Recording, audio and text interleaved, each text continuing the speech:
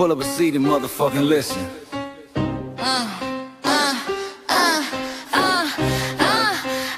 Pull up a seat and motherfucking listen.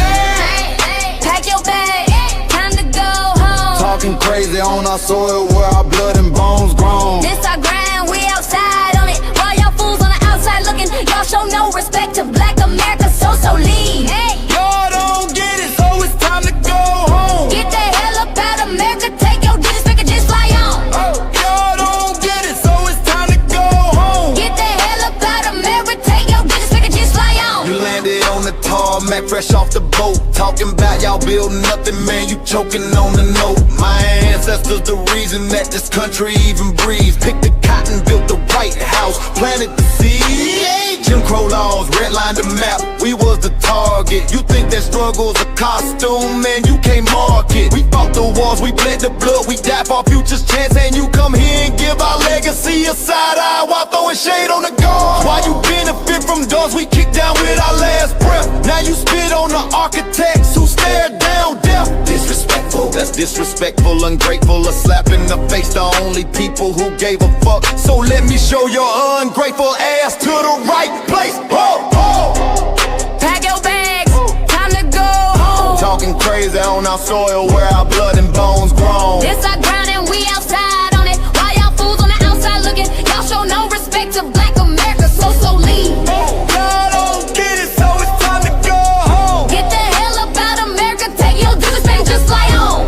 Y'all don't get it, so it's time to go home. Get the hell up out of America, take your digits, make it fly on. Passport, the visa, the privilege to be here. Cause my grandma did march for y'all, so disappear from our land. You cosplaying our pain. Think it's a trend you can borrow, but you ain't inherit the ghosts of our sorrow. We the foundation, the bedrock, the soil and the root. You not no branch on our tree, and unproductive people always cosplaying me. Talking about we ain't do nothing, you lost your mind. We built this from nothing, time after time. From the beginning to now, we've been the backbone and muscle. Why you look down on the struggle and cause a whole tussle? The energy's foul with disgust and it's whack. So let's make it clear, there's no turning back. This land is paid for in full. In blood, sweat, and tears, and dreams deferred. You don't get to come into a house we built from the dirt and telling Black America y'all ain't worth nothing. That's a violation, facts. Pack your bags, time to go home. It's our soil on our soil where our blood and bones grown. Show respect, this our ground, y'all just tenants on a lease. Or get the step. Show no respect to Black America, so leave. Don't get it, so it's time to go home. Get the hell up out of America, taking your digits, I can just fly on. Don't get it, so it's time to go home. Get the hell up out of America, taking your digits, I can just fly on. Yeah, fly little birdies. Fly on back to where you came from. This ain't for you, this soil is sacred. We said what we said, It's time for y'all to go home. So fly a little birdies fly, so fly a little birdies fly, so fly a little birdies fly, fly far, far away from here. So fly a little birdies fly, so fly a little birdies fly, so fly a little birdies fly, fly far, far away from here. So fly a little birdies fly, so fly a little birdies fly, so fly a little birdies fly, fly far, far away from here. So fly a little birdies fly, so fly a little birdies fly, so fly a little birdies fly, fly far, far away from here. Bye-bye, little birds.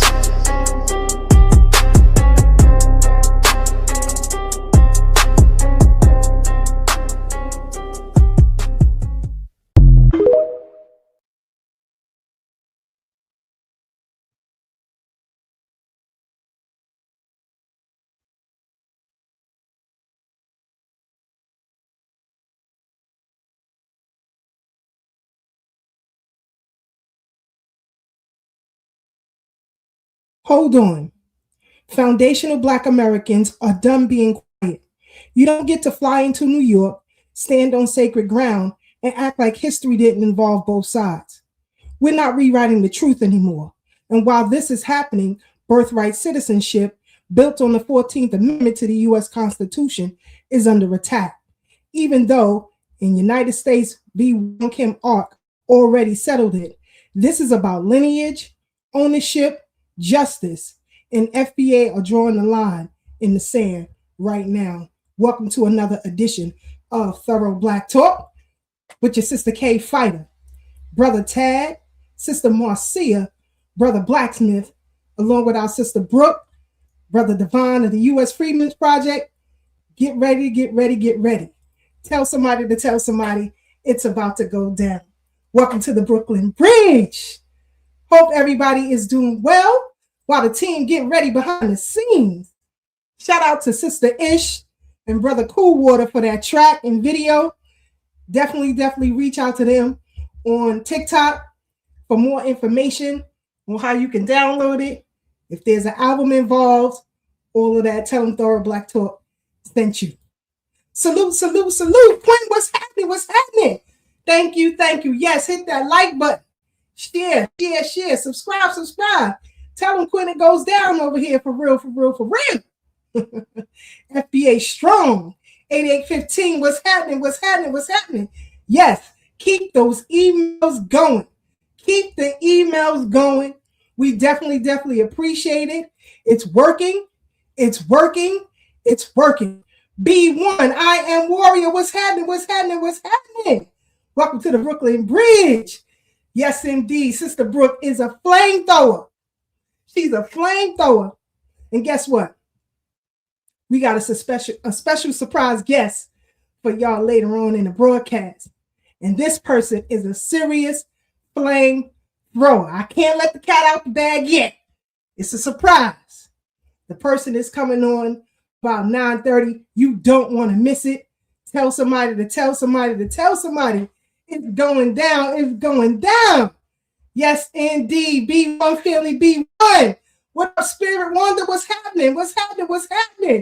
Harlem in the building. What's good, Ruth Brooks? Sister Ruth, we seen you out there too.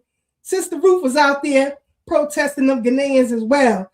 Thank you, sister, for showing up and doing the damn thing. Yes, indeed. Thank you. That is Cool Water and Sister Ish.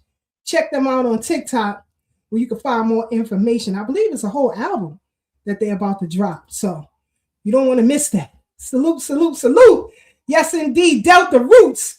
What's happening? New Orleans in the building. What's good? The original New Orleans in the building. Shout out to y'all. Glad you rocking out with us on the Brooklyn Bridge. Culture Media TV. Shout out to you. Yes, FBA Freeman in the building. Let's get it. It's about to go down. Sister Joyce, Brother Monty, Suffolk County on the check-in. Peace, family. What's happening? Sister Maria, Be More in the building. Be More finest. What's happening? Again, my condolences to you and your family. Hold your head. Stay strong. Keep the rope tight for the rest of the family. You got to keep the rope tight. Uncle Jess, Aunt Marie, Brownsville finest. What's happening, family? What's good, Black Rose? What it is. Bruce, Staten Island finest in the building. What's happening? Big Russ. What's happening? Philly in the building. We got the whole team. It's about to go down. Make sure you tell somebody to tell somebody. Alabama in here heavy. Sister Farnessa. What's good? Glad you black us right here on the Brooklyn Bridge. Tell somebody to tell somebody. It's going down. Lee Robinson, what's good? What's happening? Glad you up on the Brooklyn Bridge. Let us know where you flying in from. So we can shout you out. Shout the whole town. That's how we do it. Sister Tanisha, Thorough Black Talk supporter on the check-in. What's happening? Glad you out here rocking out on the BK Bridge with us. Brother Melrose in the building. If you don't know, now you know.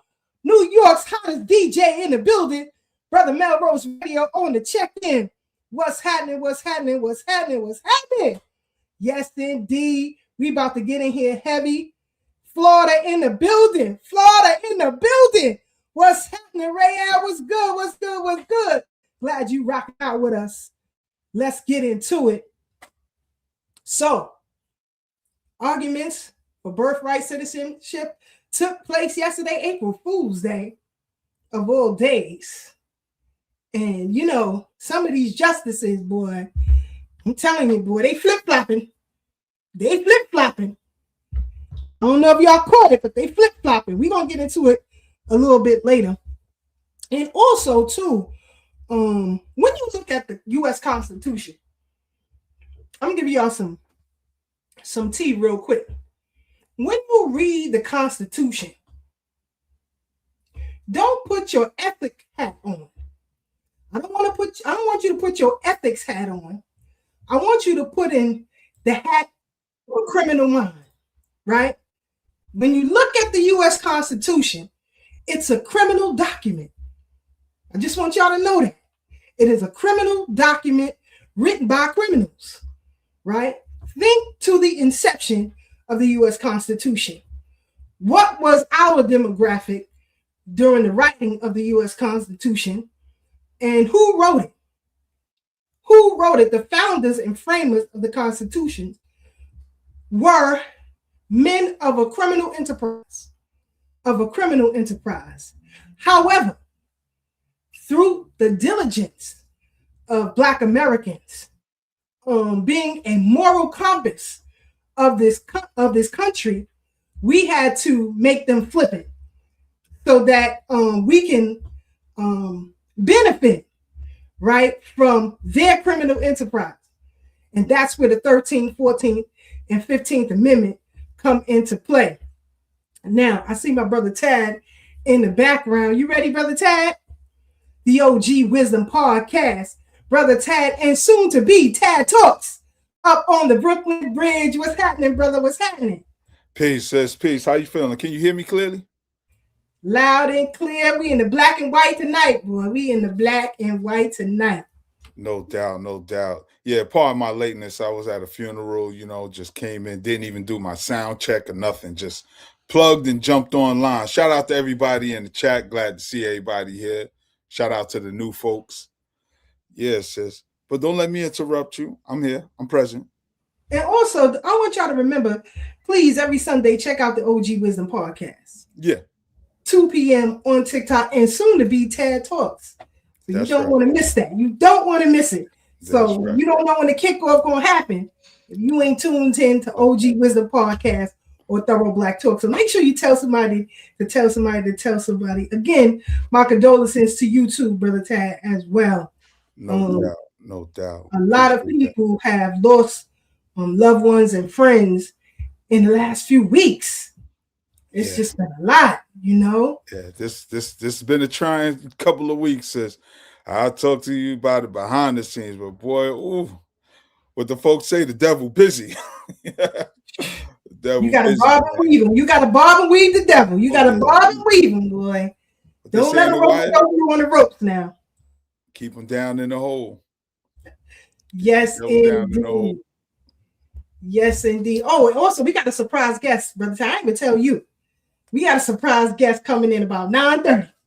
Okay. True flamethrower. So it's about to get heavy tonight.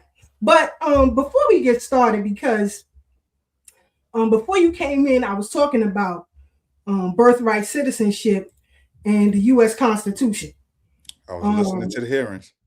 Yes. And for those of you who may have missed it, you can catch the replay on YouTube. Right? Just go to U.S. courts and it'll come up and y'all should be able to watch it. But or listen to it, I should say. Listen to it. Because a lot of things were said in those proceedings. And some of the justices that most people would think were leaning conservative were kind of flip-flopping. They were kind of flip-flopping. We don't know what the end game will be because they go back into session, I think June, early July, something like that, they said. Y'all can double check that for me. But I believe they said June, early July, they will go back and, you know, give their dictums on what this argument was. But I find it very interesting that you had so many people who came in talking about citizenship, and even those who said that, you know, they are aren't have citizenship in this country should, just because. Just because. Now that don't even make no sense. Nobody has open borders. Like, do you have an open door policy in your house where anybody can come in your house, Brother Tag, any time of the day they feel like it, just because? Not even family. That don't even make sense. That don't even make sense. But when it comes to U.S. soil, because some of the greatness that derives from this soil, everybody want to attach themselves to it, and they don't care who it involves, who gets hurt by it. I was just reading an article in the paper where you had what do you call it? I guess Ecuadorian who unalived a Black woman and her children. She was coming into her home, and she was robbed and unalived. And you had people, these liberals who were outside of the jail protesting, so this person could stay in there. Wow. This is the craziness, right? And so you had, I guess, one of them street interviewers who were going around asking people if they would sign a petition to have an illegal alien brought back to the United States. And so all these folks was ready to sign to bring the person back into the U.S. But the interviewer said, well, would you allow him to stay in your house for the time being until, they can find placement? And everybody, pulled back from the paper. They didn't want to sign it then. So where are these people supposed to stay? Because they're coming in our neighborhood. They're not going over there on Central Park West to live.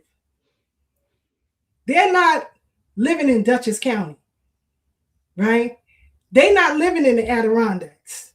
They're living amongst us. They're not living in Greenwich, Connecticut. They're not living in Beverly Hills. They're living amongst us. And then when you have crime statistics, people say, well, it's heavy where we live at. But that's because we got all these illegals here. But I don't see the pan goofies talking about that, though. I don't see them talking about that. So, Sister Brooke, who likes to rile me up, she likes to rile me up, send me this clip, because last week we talked a little bit about the protests that took place against the Ghanaian delegation that came to lay a wreath and to give testimony at the United Nations, allegedly for themselves, for their people. But we know it's for the leadership. They just want a money grab. So I'm going to play this clip and we'll come right back and we'll discuss. Hold on, family. Here we go. I want y'all to hear what these people say. Former Ghanaian Prime Minister says reparations going to only descendants of slavery is individualistic and not the African way, and that reparations should go to the entire African continent. Hold on. Here we go. Wow. It's individualistic. So even though slavery was, slaves were exploited for the benefit of the state, even in America today, to be able to establish, that to benefit from any arrangement that compensates you as, a descendant of a slave, they must trace the root because it's individualistic. We Africans. It doesn't work like that here. It doesn't work like that. You touch one, you touch all. All. That's how we work. That's how Africans. So That's it should be continent-wide. Wide. Or nation-wide. No, it's continent. Continent-wide. That's why. But he says. That's why for the first time, 56 African nations agreed. Were united in their belief that this is the way. But Manasseh says target the Caribbean, target the Black Americans. They are the ones who suffered directly. They can trace it to their great grandfather who was put in a ship and moved from from Elmina all the way to only God knows where. But not you, Inusa Fuseni, who is in Ghana, who was not affected in any way from Tamale. Those of our ancestors who could confer benefit on us, who were traded, who were moved to the United States, constituted a loss to us. Constituted a loss to us, whether within families or within nation states. And that's how we must look at it.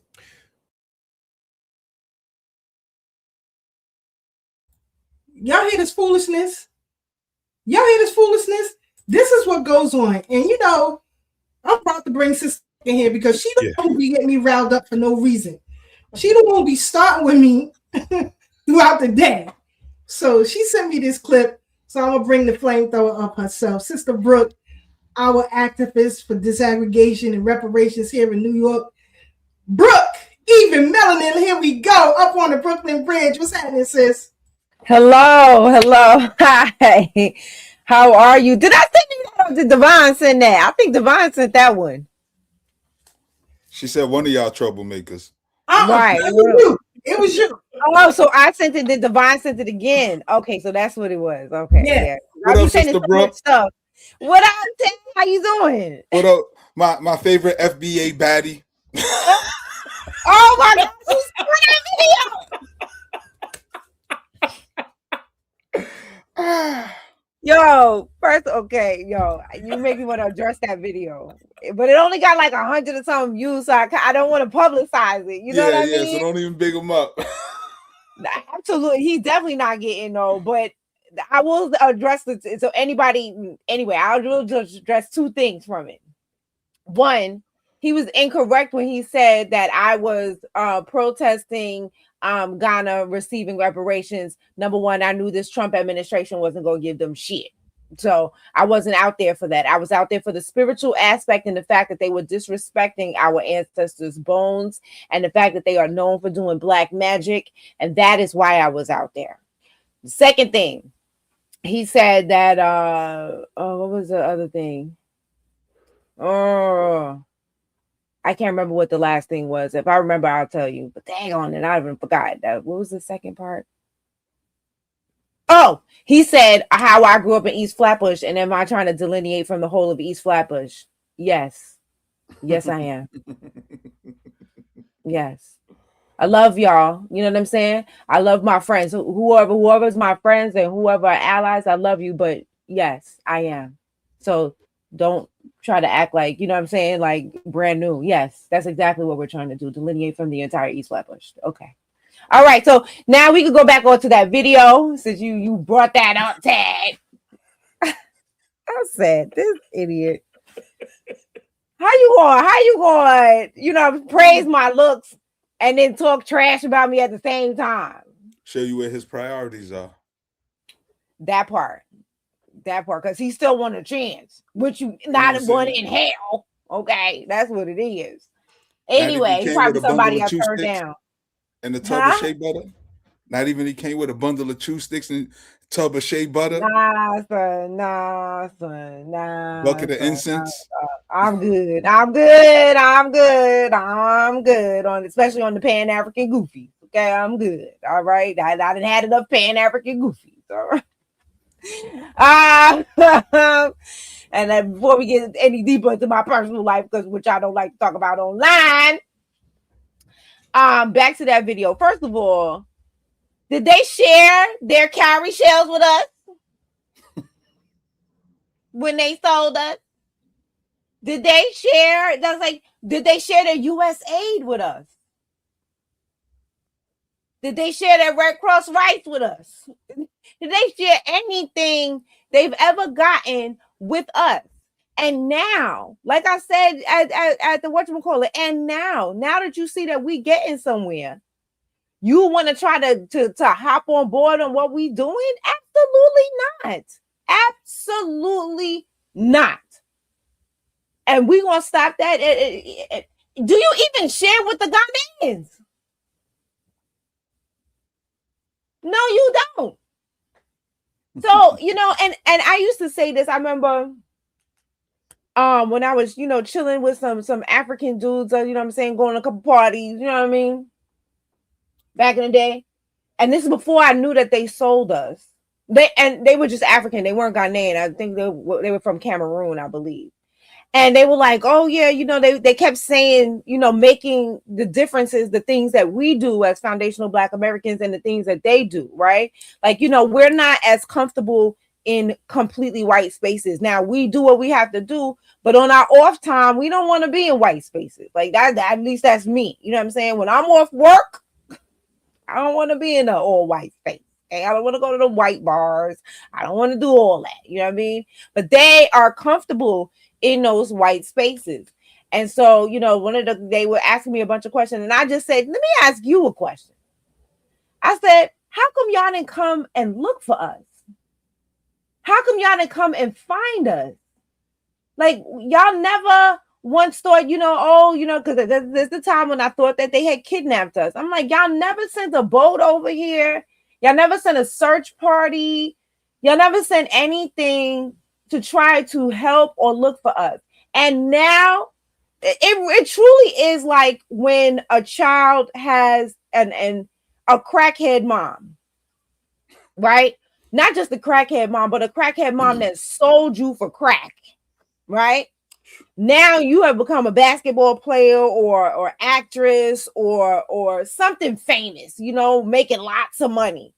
And now that parent come around you, well, I gave you life. And you also tried to sell me for crack. You understand what I'm saying? That's Ghana right now. I can't even put it on any other African nations because it's specifically Ghana right now. You know what I'm saying? Well, you came from here, but you sold me. So therefore, that severs our ties. We ain't got no ties. The minute you got paid for my body or for my ancestors, the 1% that came over here, because you got to say that for the indigenous people. Lord, because they will attack your ass. So for the 1% that came over here, y'all did that. And so that severed our ties. We have no ties anymore. And don't come around now. You know what I'm saying? You wasn't with me when I was shooting in the gym. Don't come now. Now I'm hot. You all on me. Oh, no. I don't play that in my personal life. I don't play that in politics. I don't play that shit. So, you know what I'm saying? Because I was a late bloomer. I was a very late bloomer. So, you know what I'm saying? It was boys, you know what I'm saying, who thought you didn't have this or you didn't have that. Oh, don't come around me now when I turn 18. Don't come now. Don't come now. That same energy you had when we was in school. I don't know. So like I said, that's that energy. I carry it into everything. You didn't want me then. You can't have me now. Exactly. And last week, again, shout out to my brother Melrose. Thanks for the donation. And Sister Tanisha, thank you for the cash app. We appreciate you. Ever since last week, it's been hell over there. And Sister Brooke said, I hope the ancestors follow your ass. Sister Brooke was working her mojo. What? She got that Louisiana mojo, boy. And I said, I got my what's her name? My Whoopi Goldberg on. You do right by us. For real, okay? for real. Everything you touch is gonna fail. For real. Here we go. The ancestors follow each and every one of you home for the disrespect that you have shown today. Our ancestors will get their lick back on you. I hope you enjoy it because the ancestors will take revenge out on you. You're trying so hard to stop the progression that our ancestors are making right now. With us, within us. May the ancestors follow each and every one of you home and get their lick back on you for the disrespect that you have shown today. It is not our fault that you went into slavery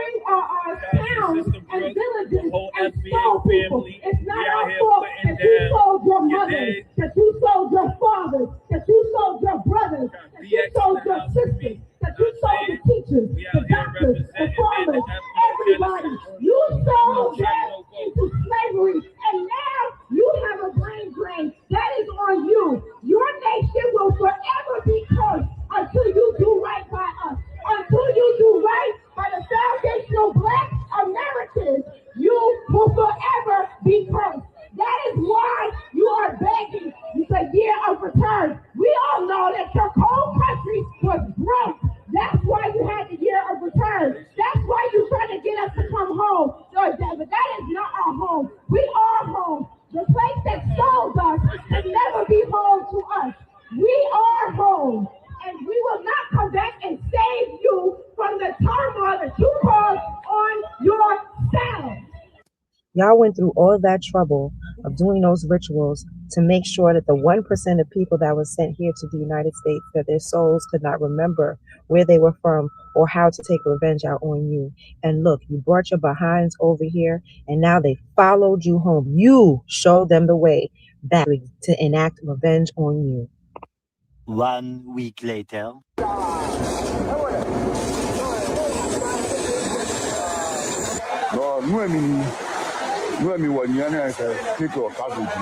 Ghana, March 30th, 2026. But still on floods, the Ghana Meteo is warning residents in the Ashanti, Eastern and Western regions to prepare for more consistent rainfall in the coming days. Accra and some other parts of the country have already experienced the rains this dawn, with flash floods in some parts of the city. According to senior meteorologist Joshua Asamoah, these regions will experience intermittent but sustained rains throughout the week. And I hope the ancestors come up from the ground and tear your ass up. May the ancestors follow. And there you have it. And there you have it. But I also want y'all to see that not only are they trying to take our reparations, but also trying to hijack Juneteenth. And I blame the pan goofies for that. I blame the pan goofies for this foolishness. Y'all see the prices for a year return? Like Brooke said, you broke. I was there in 2019. Brother Tab been there more than once. The tourism game. That was the last time I was there, actually. And I said I wasn't going back for a while. That was. I quote you every chance I get. They try to get my brother over there in the scam. They try to get my brother. But I'm from New York. We don't play that. We know a hustle when we hear one. Come on, we the masters of 3-card Monty over here. We don't play them games. Word. we don't play them games. But with that little bit of tourism over those few years, help bring up their economy. But I want your thoughts, Brother Tab, because you say you saw it too. How they trying to hijack Juneteenth? And why none of these pan goofies is talking about this stuff? Well, they're not talking about it because it fits the narrative. That's right. It fits the narrative. Cognitive dissonance kicks in. Anytime you got evidence that contradicts your previous belief system and you ignore it, that's cognitive dissonance. And folks are upset with you and I, Sister Keisha, because we've pivoted. We were once of that mindset until we got new information and we updated it. But when I saw that, like, we all know that Juneteenth is all about the emancipation of Black people in America after the fact, down in Texas. Right. I forget what city it was, but we understand the history of Juneteenth. So for them to attach themselves to it when that's not even their experience, it's not even their history. But again, whatever we're doing, people latch on. What you say, Sister Keisha, that pissed them off? They always lean on us. They always lean on. How do you attach yourself to something that didn't happen on your soil or to your people and then try to claim it? And homie in that video talking about we share everything. Nah, my G. As Sister Brooke said, you sold us.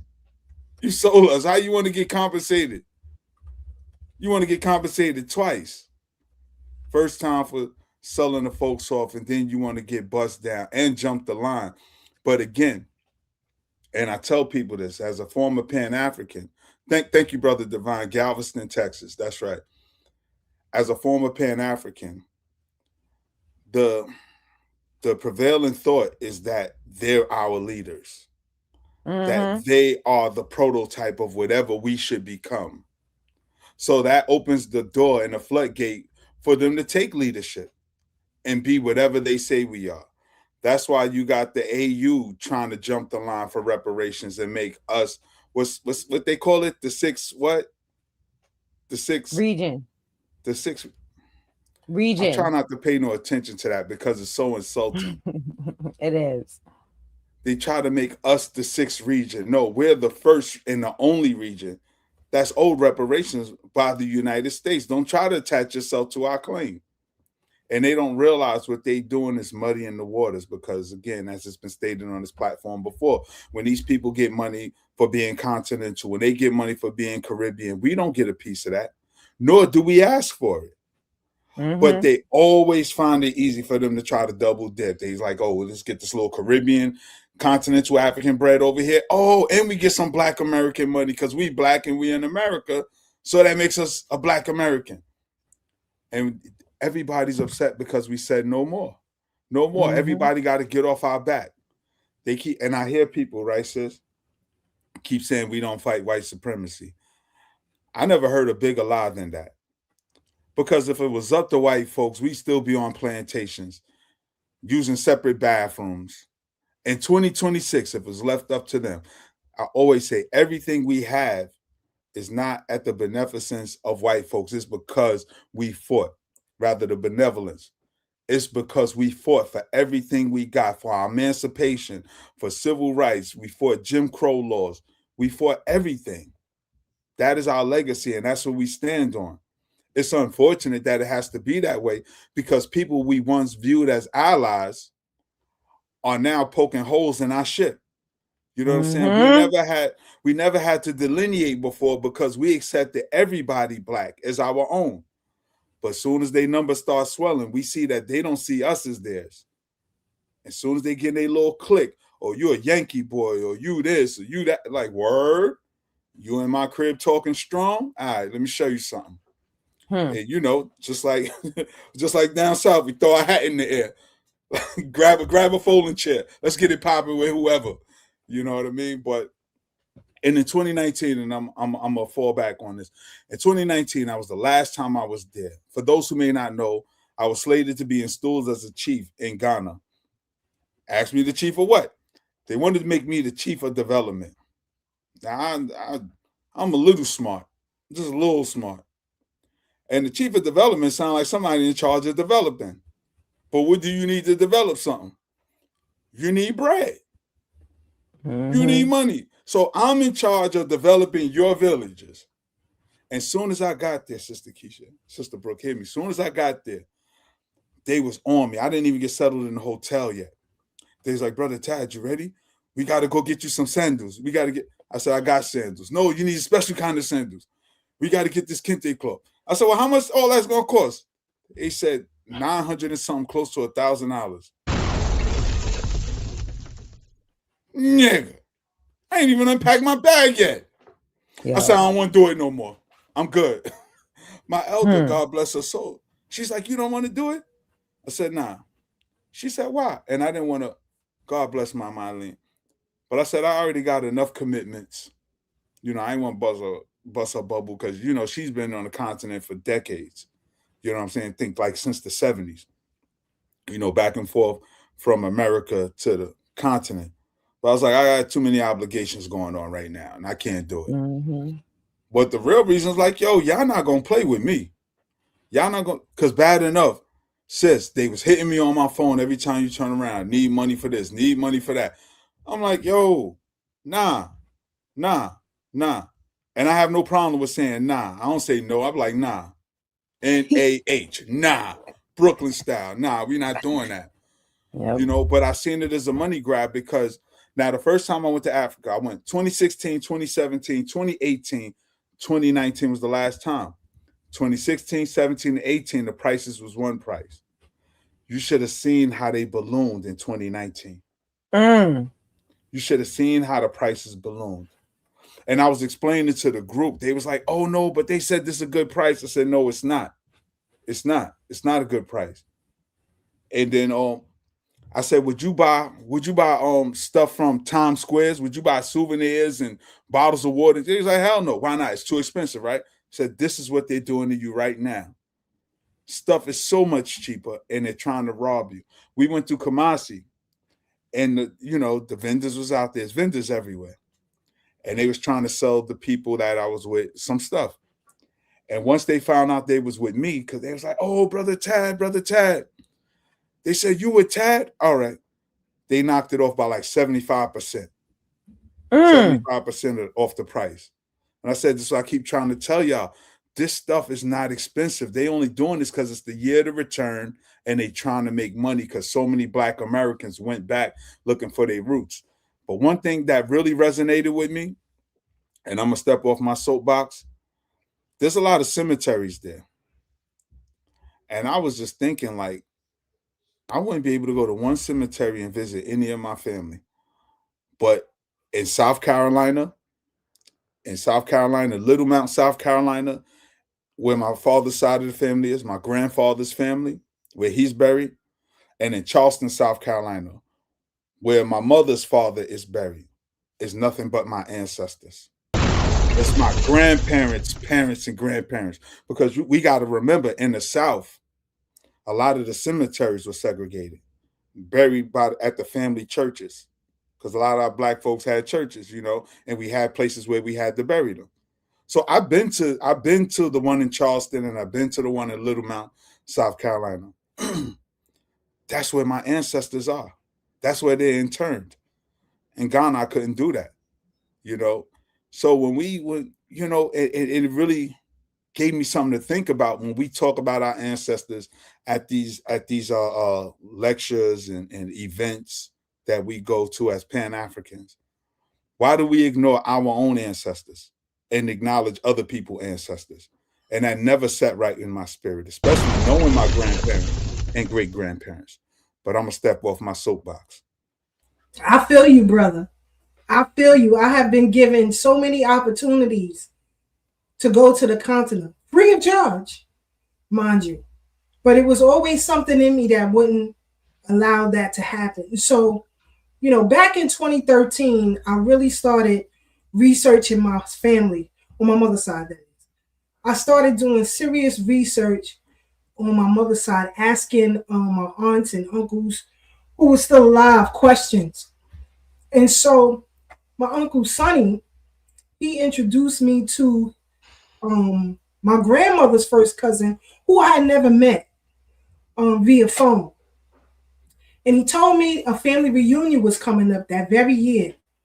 And then he gave me the number to the family genealogist. And so I set up a meeting with my mother's oldest sister at her house, via phone rather, so that they can talk to the family genealogist. And I told him on the phone, I'll be there. I will be there.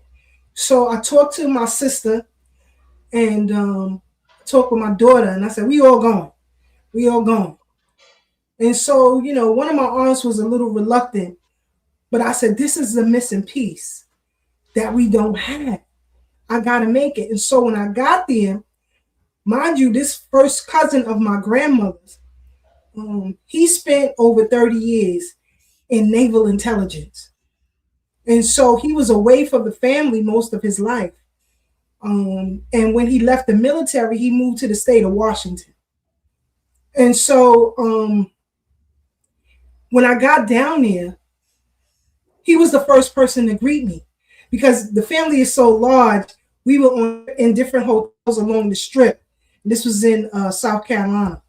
But we were in different hotels, and I was staying in a different hotel than he was. But when we arrived, my sister, my daughter, and myself, when we arrived, he was there waiting for us. He was in his 80s. He was there waiting for us. And so we had lunch together, and, he gave me some more information. And then he gave me a family tree with all the missing pieces that I had that were disconnected. And so the next morning, he was there at 6 a.m. to have breakfast with us. So that morning we were taking a trip to the family's burial ground in Still, South Carolina. And it had rained like a month prior, just constant rain. So the grounds were very saturated. So the buses couldn't get all the way into the burial ground area. And so out of nowhere, all of these Black people came with pickup trucks to take as many of us as they possibly can to the grave site so we can get to see our first ancestor that was buried there. And I thought that was so amazing. So we get back on the bus, visit the family church, and see the cotton fields right across the street where we had once picked cotton. We get back on the bus, and my grandmother's first cousin was on the bus, who I had never met. His mother, and my great-grandmother were sisters. And he called me to the back of the bus. And so I went to the back of the bus, and he asked me to sit with him. And he just started weeping. He just started weeping because he had lived in Newark, New Jersey most of his life. And he said, I didn't know y'all was so close. Wow. Then he started telling me the stories of what he remembered of my great-grandmother as children, when they used to play as children. And he said, yeah, you're from the Cotton Wilson side. I said, the Cotton Wilsons? He said, yeah. He said, Bertie ain't play. She'll cut you in a minute. So anyway, you know, these two elders wouldn't let me out of their sight. And then things started to happen within Pan-African spaces, of which you are well aware of. And I had to do a step back from everything. I had to do a step back.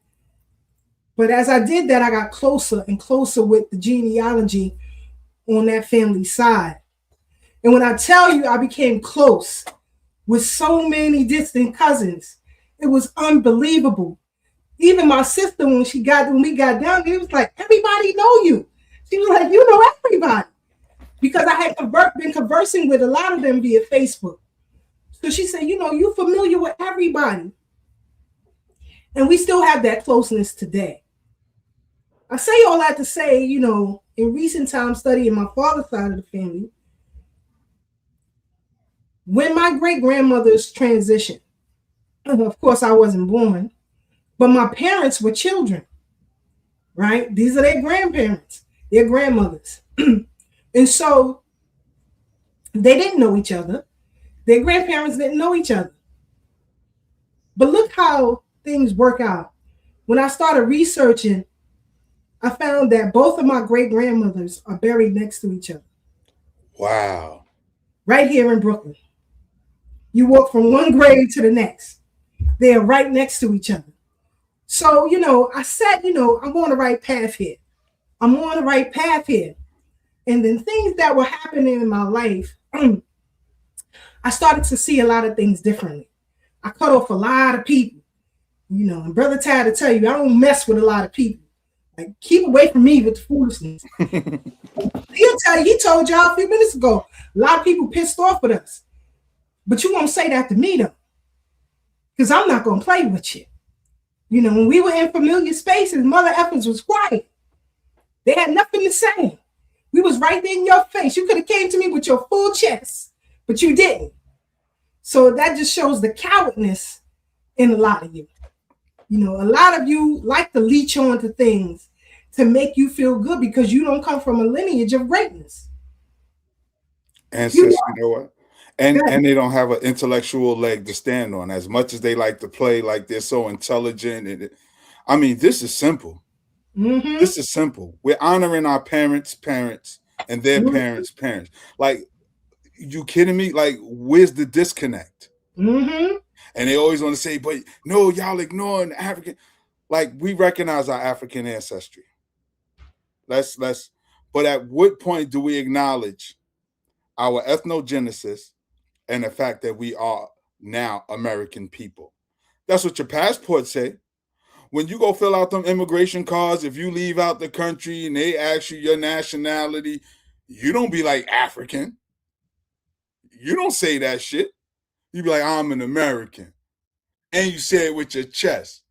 When you go in these other countries, if you get in trouble, the first thing you're going to holler is, I'm an American. Where's the U.S. Embassy? So please cut it out. But the problem we have with so many people is, again, the cognitive dissonance. What is wrong with Black people celebrating their own lineage, our own unique history, our own unique culture? There was no family reunion prior to us. We created that here in America to reunite our family. The culture that we created, even hanging on the corners. You know, sis, I didn't understand why we hung at the corner stores. But, you know, reading all these books behind me and stuff, learning our story, learning our culture. Another good book to read, too, this sidebar, is a book called Bullwhip Days, The Slaves Will Remember. It's their firsthand testimony. It's an excellent book. But the reason we hung out at the corner stores because when people were sold... Wait, what was the name of that book? Sorry. Bullwhip No, I like Days. the word. The Slaves Bullwhip. Remember. Bullwhip. Like, got you. Got it. Bullwhip Days. The Slaves Remember. It's their firsthand testimony, and it's kind of hard to read it because it's in their dialect. Like, work is not W-O-R-K, it's W-U-K. Work. Well, in fact, I'll grab it off the shelf in a minute. But what I'm saying is that us hanging by the store is because after people were sold off of the plantations, no matter what town you were, people were looking to reunite their family.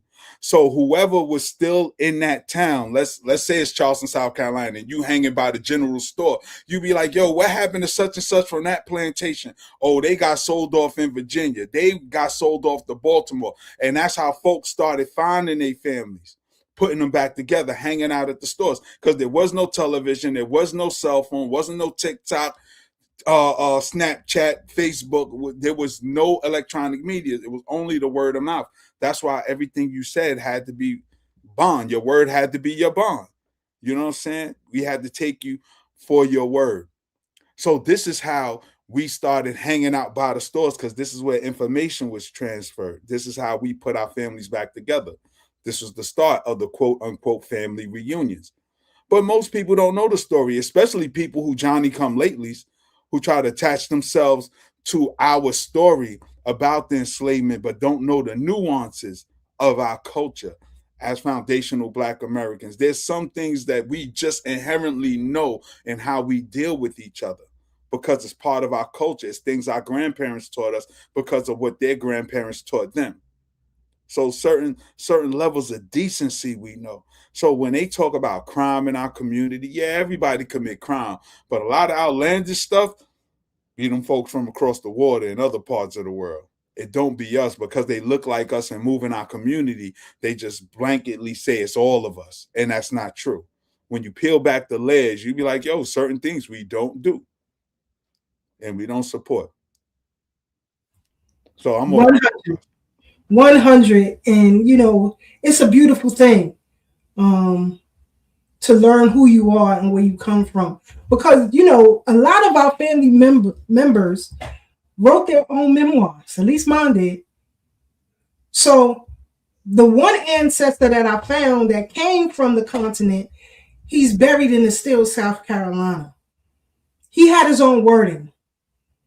I'm good with that. I'm good with that. Now, in researching the Master family story is what led me to the reverse Underground Railroad. I found free Black people who were kidnapped and sold into slavery. There's 136 people in the room. Let's get the likes up. But I researched my family histories and discovered the reverse Underground Railroad. And I realized that a lot of things we were taught was wrong. We all didn't come from Africa.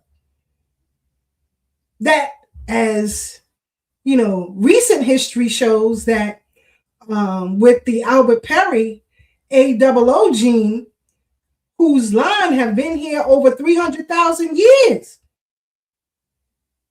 You can't throw that out. And going back to them scamming us, let me get my brother, President Divine of the U.S. Freeman Project, up on the Brooklyn Bridge. Brother, what's happening? What's happening? What's happening? What's going on, family? What's going on? It's a family reunion on the bridge. Peace, brother president. My brother Ty, what's going on? Real quick, before you go in, I just wanted to say, you was in the space with us the other day. Sister Keisha and Sister Brooke was on the stage with us, sharing what happened. But that video alone, for anybody that might have been confused or misunderstood our position as an organization or why we felt the need to come out and say what we said, for those that try to defend the resolution on its face, to say, hey, why didn't you just agree with it, since they were saying that the transatlantic slave trade is the gravest crime against humanity. That video of that, and that's just not a regular citizen. That's a former politician, I think a former prime minister, if I'm not mistaken, in that video of Ghana. Understand that's what we were talking about. You got to understand, you got to learn how to read between the lines in this space. It's not about just what's said, it's about the intentions behind what's said. And that sentiment in the video is exactly what we as an organization saw alongside the other organizations in the space that signed on to our public statement and press release, because we knew that Ghana and those African countries were going to come and use that resolution to try and center themselves as the victims of the transatlantic slave trade, so that they could then center themselves in our reparations in any form that it should take. And just there, I want to make this point clear, because you guys are talking about culture, and I'm be quiet so you can continue cooking. There is a big difference between having liars in your culture and having a culture of lying. And so there are liars in every culture. But what we have found about many, if not all of those African cultures, they have a culture of lying. And that's why we have to gatekeep everything that we're doing right now. He came in throwing flames. I was about to say, he talking about we was cooking. He done came in with the barbecue grill. With the tenderism.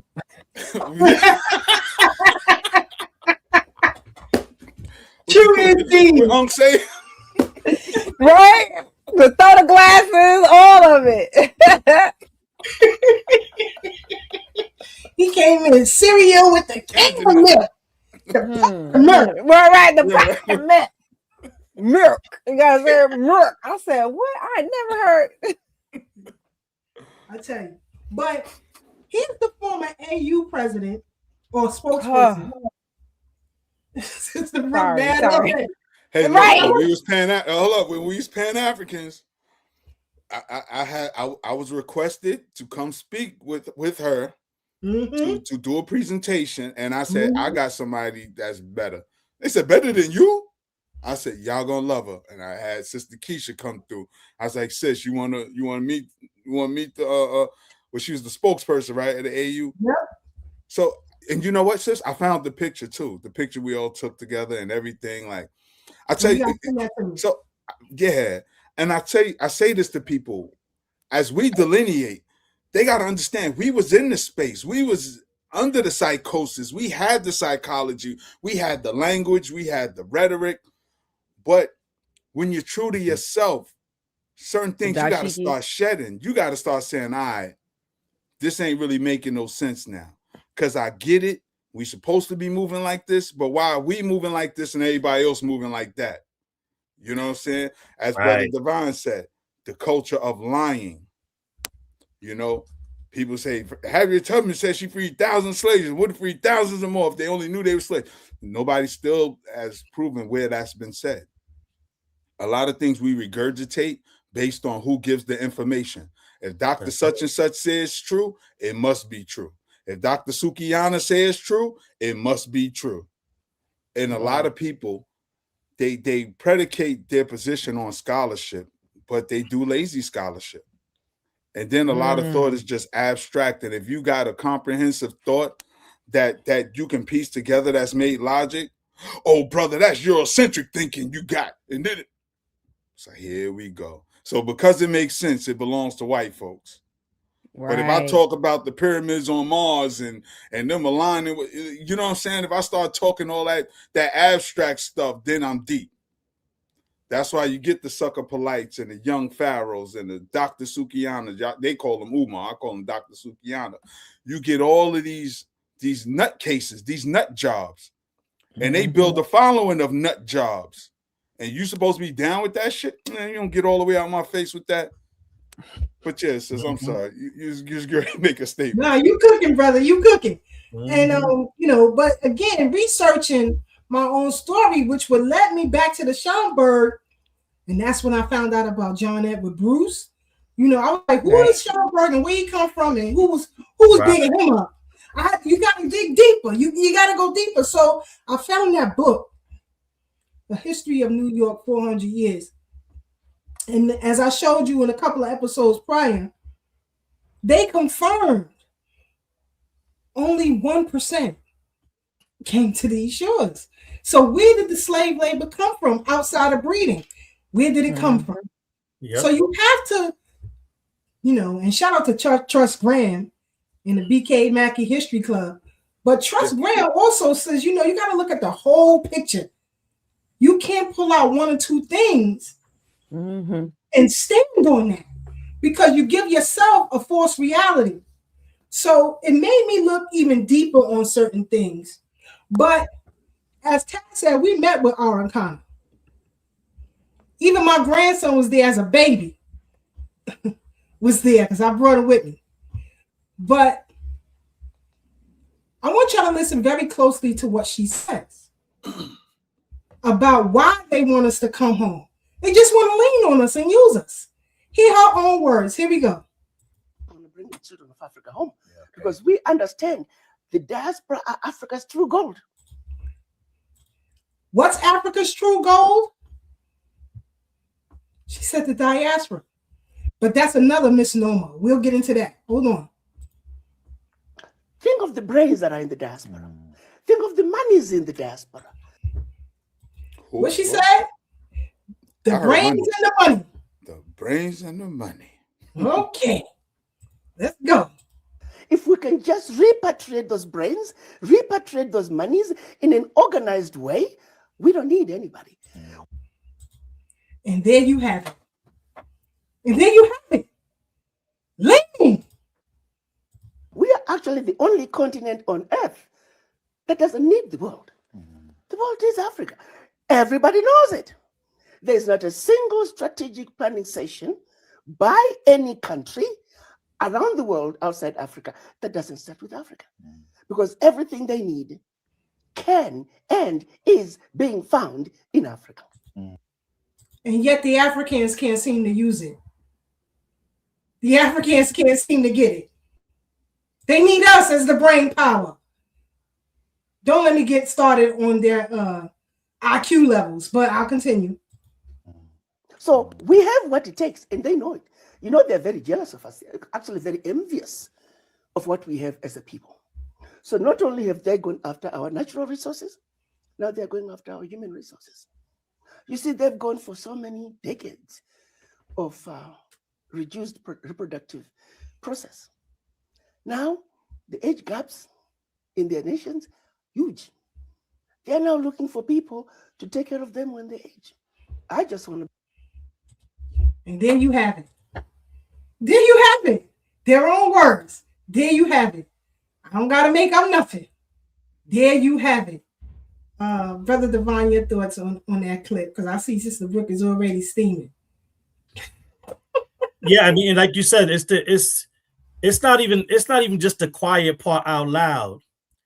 It's the only part out loud. It's the only plan out loud. They're banking on us. That's why we're the number one target of this religion of pan-Africanism. They never go to these other countries outside of Africa and try to convince them that their ethnogenesis didn't matter, that the culture that they built up doesn't exist. It's only us.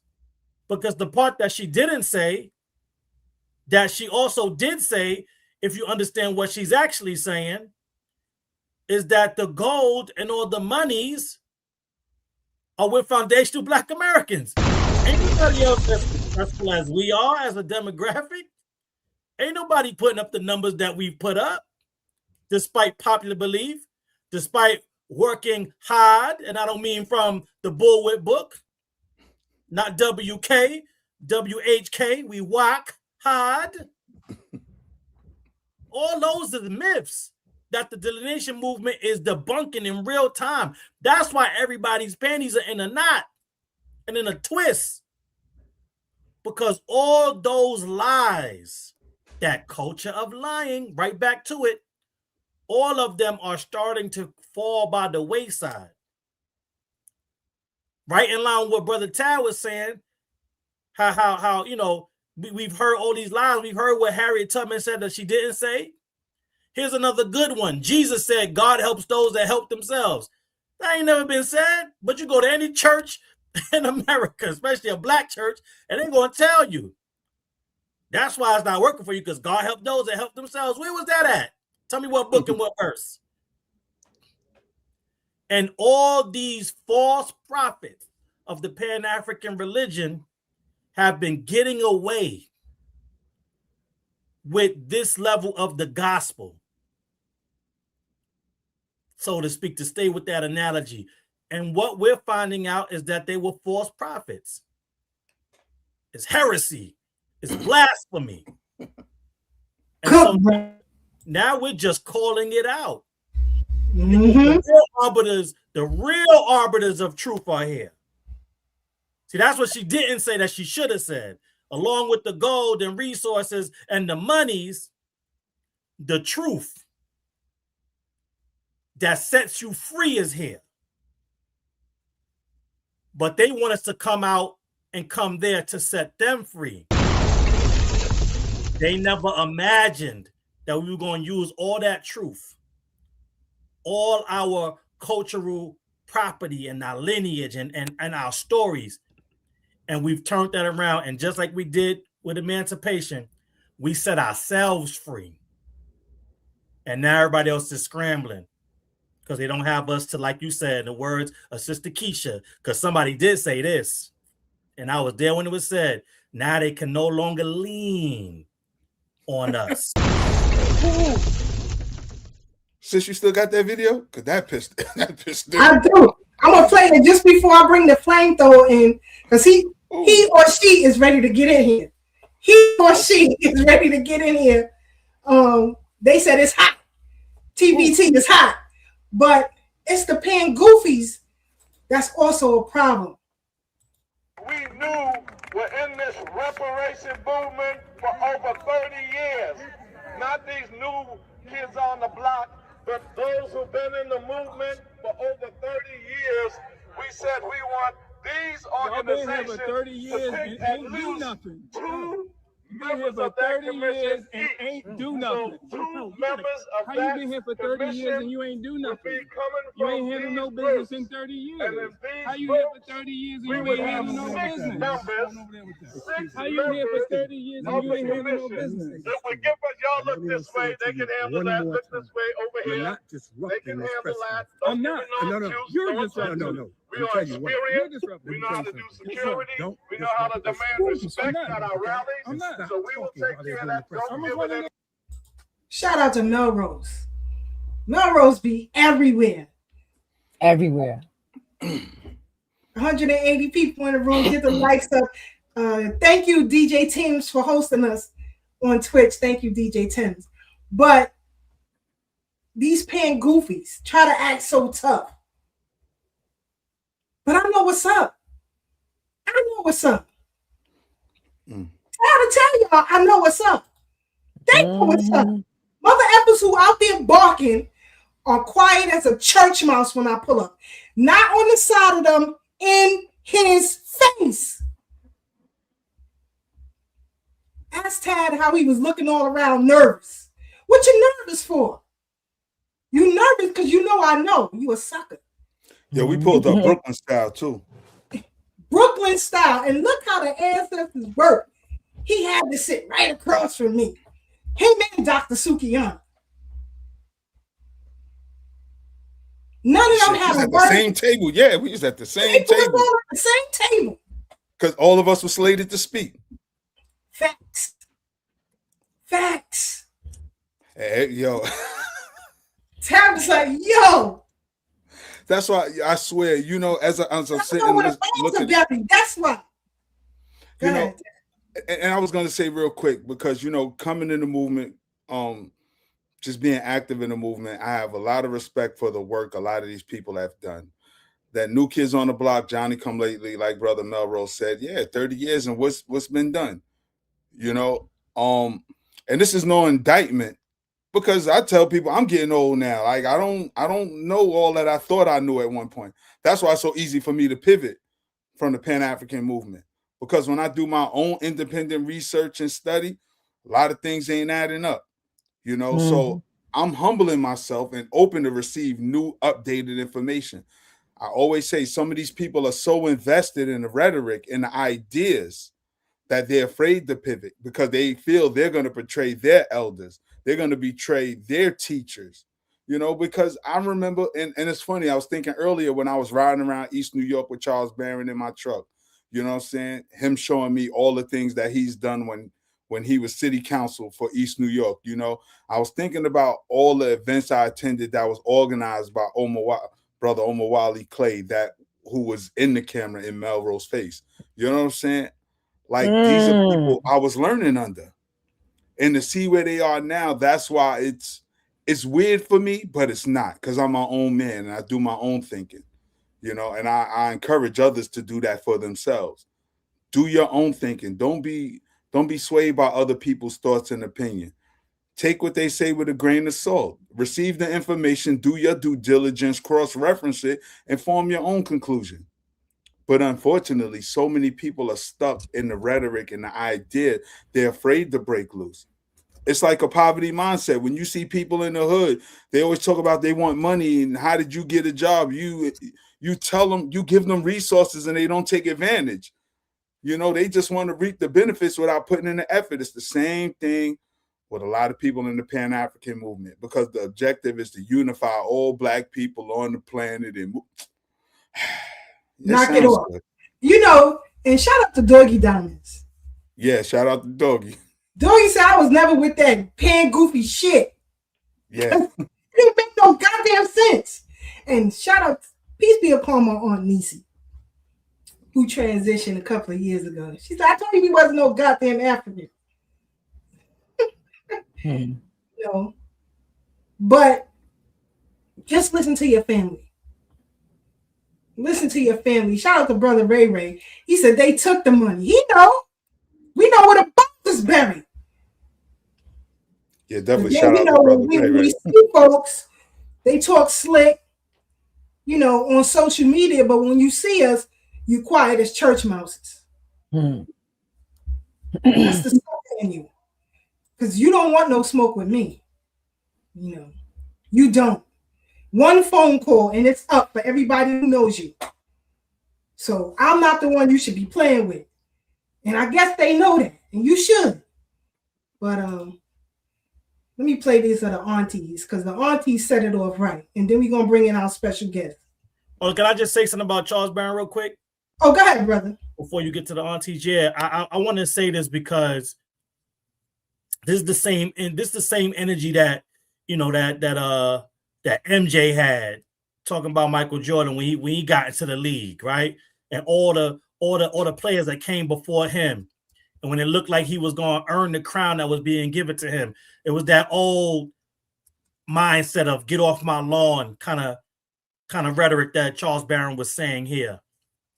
But just so the family understands, because we came in this game on the humble, showing respect for people that did actual work. And like I said, for all his flaws, there was a time where Charles Barron did good work, right, throughout Brooklyn, that I was able to look up to, and especially not knowing all the details of what that work entailed, I admired it.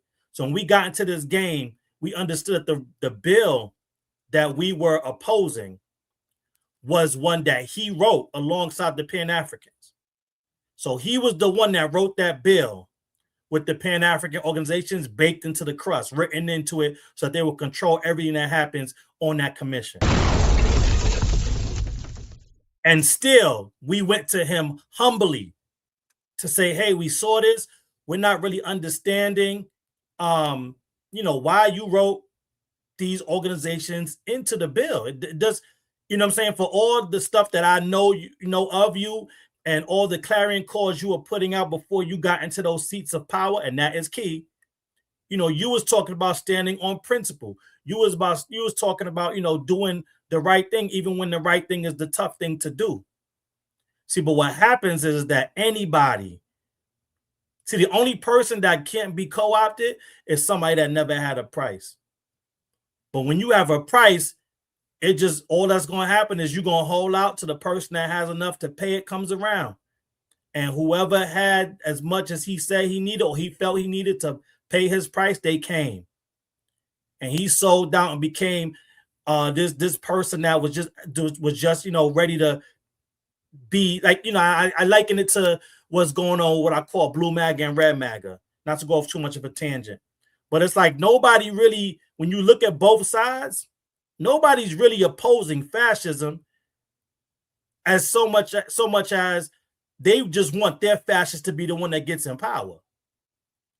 And so they're not against it on the principle of fascism. It's like, well, I want my fascist to get in, and then I'm cool because I believe, just like most people and most followers of any fascist, I believe that my fascist is doing it for the right reasons. And that's what happened, in my opinion, with Charles Barron and the way in which he wrote that bill. They were so used to getting locked out of power that when he got a little bit of a taste of it, he's like, well, I'm going to lock in the power, regardless of what anybody else in the community thinks of that. And I'm saying all that to say we still came to him humbly, even though we knew he was of that ilk, because he claimed to be a champion of Black folks.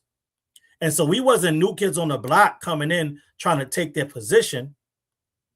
We came in as students trying to understand what was the work you put forth and what was the reason on why you did what you did with this bill. And they're the ones that turned their back on us when we were trying to get an understanding. And so we didn't burn a bridge or close the door or come in disrespectfully. But just the official position of the U.S. Freeman Project is we on that DMX energy. It's just mutual. So when it's F me, it's F you. And that's why we organized and mobilized and got that bill thrown out. Not because we were trying to come in and be disrespectful, but it's like, if you're not going to explain to us why you are practicing these unethical tactics, then we just going to shut the whole shit down, and you're just going to have to explain it to your people why it didn't go through. And that's what happened. And so when you see him saying that in regards to and directing that to Brother Melrose as well, but more so Reverend Coachman, because at that time he knows who Reverend Coachman is. I just want that to be known. She's not a stranger when she goes to that, when she's at that gathering. So he knows who she is, and he knows what organization she's from. And that's why he was throwing those shots and trying to get her out of there, because he had already refused to work with us. So he was expecting us to never show up again. And so we've been here, and in my humble opinion, supplanted and replaced everything that he was trying to do, because he used to fight for Black folks, but now he fights for the ideology of pan-Africanism. We came in on the block not as new kids, but as the only kids that were fighting for foundational Black Americans and our lineage and our ancestors, full stop, in this space. And so that's what you have a real problem with. Not that the new kids came, but that kids finally came and fought for what you were supposed to be still fighting for, and maybe at one point did before your price got matched. We about to take a nerd trip this weekend. Just ask me as a reminder.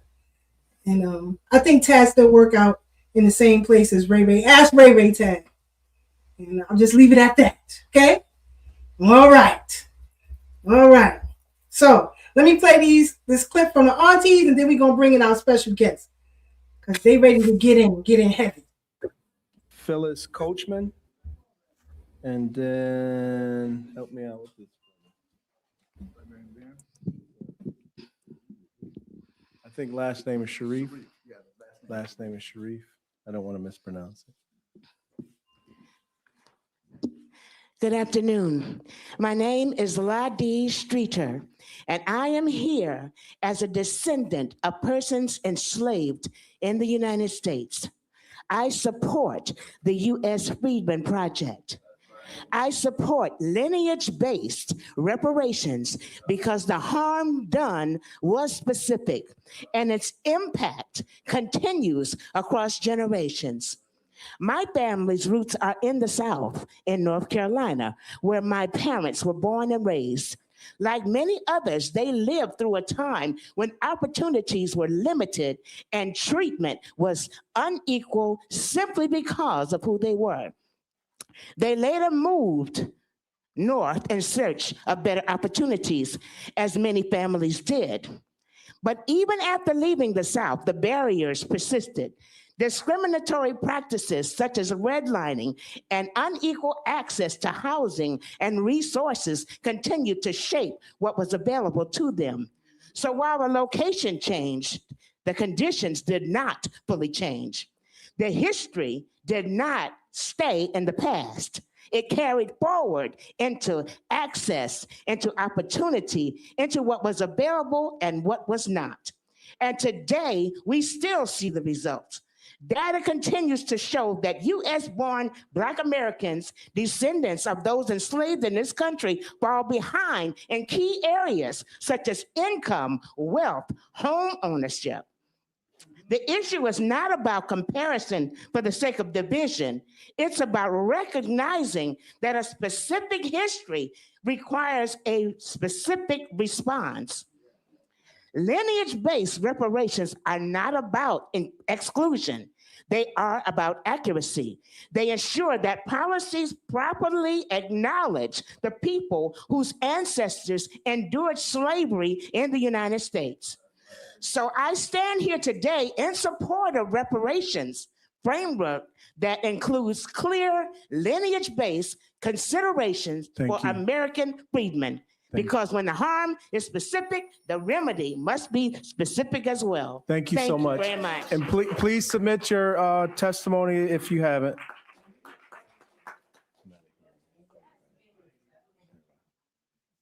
Amen, Sister Ladie. Good afternoon, and thank you for the opportunity to speak. My name is Reverend Phyllis Ida Coachman, and I am a founding member of the U.S. Freeman Project.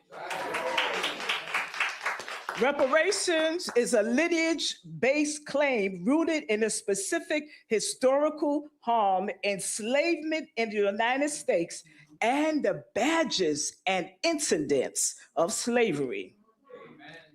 New York State and New York City have developed targeted programs, services, and offices for other populations, including immigrant communities, and just recently, New York City Mayor Zohran Mamdani signed an executive order establishing an Office of LGBTQIA+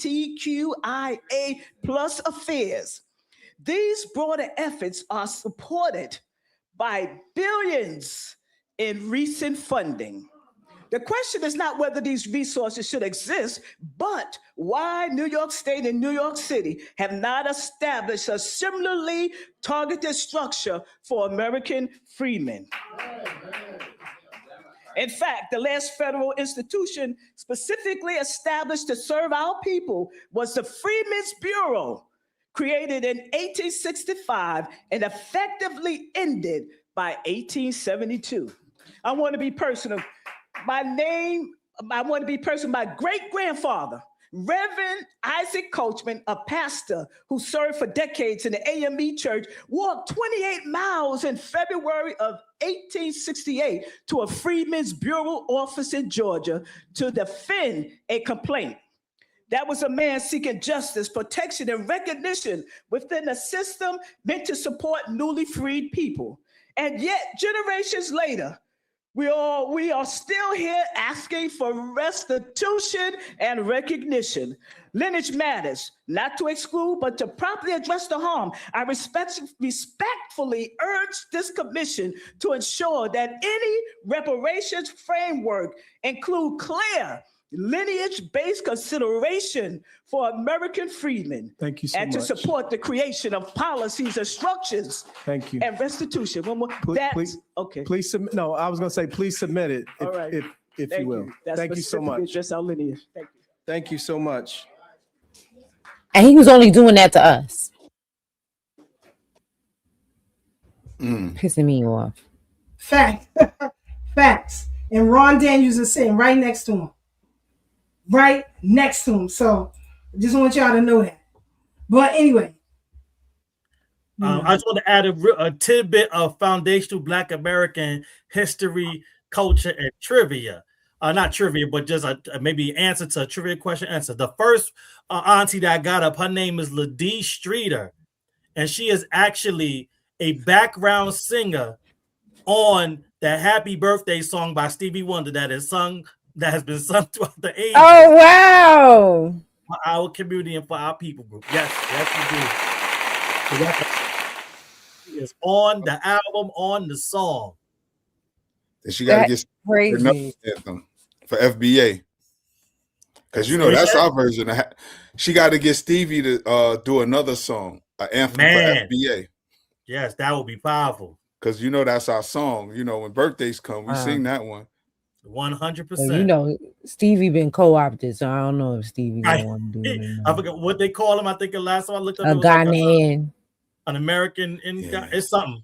Not a Ghanaian American, it's like an American Ghanaian or something like that. I'm like, what the hell? He couldn't see the writing on the walls. Give him a pass. Stevie, I still God, the crazy. But I'm bringing in a special guest tonight.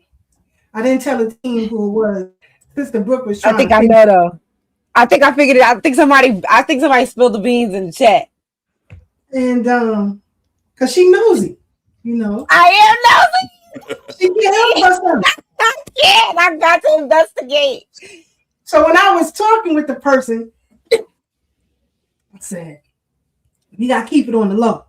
It's going to be a surprise for the team. So, when this brother was really talking about real things back in the days, and I was the MC at UAM, nobody was talking about this dude. Nobody. And so I went to Mrs. Maddox and I said, we got to get him in New York. And it was the pan-Goofies who was like, well, who is he? We don't know who he is. Don't know who he is. I'm paying for him to come up here. That's what you need to know. And, he has become a friend. Those of you who do know, especially those on the panel right now, know that I had some serious challenges. And I'll just leave it at that. And so this person would call me and pray with me every day. Every day. If he didn't talk to me, he'll send me a prayer and still send me prayers to this very day. He himself has gone through some serious health challenges, something that we mutually share, unfortunately. But we are fighters. And so he and I continue to fight. But anyway, he is the person who told me to get hold of Sister Brooke and take her under the wing because she got a fire in her belly and New York is dangerous with fake ones. They are like, you ever seen that movie Food of the Gods with the big giant rats? You can check that out on YouTube. It's called Food of the Gods. And these huge human-like sized rats took over a rural town. But in New York, the pan-Goofies are just that. the boule is just that. And so I said, look, to him, I said, look, you know I'm not with the shits. So if she ain't on the up and up, I'm calling you back. It's going to be a problem. That's it. Because I don't got time for crazy. Because I done seen too much in this city, including those that we had the video of earlier. We'll talk about them on our nerd trip this weekend. So without further ado, and you know, if you need help in your genealogical research of your family, this person can help you out. He's available for hire. He can help you out. My brother from another mother, from the D, Dr. Randy Short, up on the Brooklyn Bridge. How are you? MFM, everybody. What's up, Dr. Short? All right. I'm good, Brother Ted. We got to get our mother money. Incredible listening to all of you. Forgive me, may I do a story on Stevie Wonder? Or as I call him, Stevie Blunder. This is 2026. In 2013, I was asked to intervene. I don't know why people think I'm so special. They wanted someone to intervene to discourage Stevie Wonder from supporting the Israeli Defense Force, for which he was going to do a fundraiser. The same ones who are murdering people and murdered the folks in Libya helped to set this stuff up. Stevie Wonder was literally working with the crazy Zionistic, Khazarian, anti-Black Jews. And I remember one of the pan goofies, whose name is Didon Kamathi, who I know you've heard of, Sister Keisha. Basically, it says, who could make Stevie Wonder think twice about doing it? So they had me come on their radio show. And I started like writing Stevie Wonder. I love Stevie Wonder. You won't believe this. I had just sent a video of Uptight from 1966 to my friend in Minnesota when y'all brought up Stevie Wonder. And the joke that I told was, we all knew Stevie Wonder was blind. What we didn't know that he was stupid. And I started clowning Stevie. I did. Ain't that right, Brother Ted? That's the only point of contention. And so it said he's blind and stupid. Now I get it. And I was part of the encouraging people to picket Stevie Wonder's radio station. I told him we should take it from him. He can't see it anyway. And Stevie Wonder backed out because there was a movement against Stevie Wonder supporting the apartheid state of Israel that supported the apartheid in South Africa.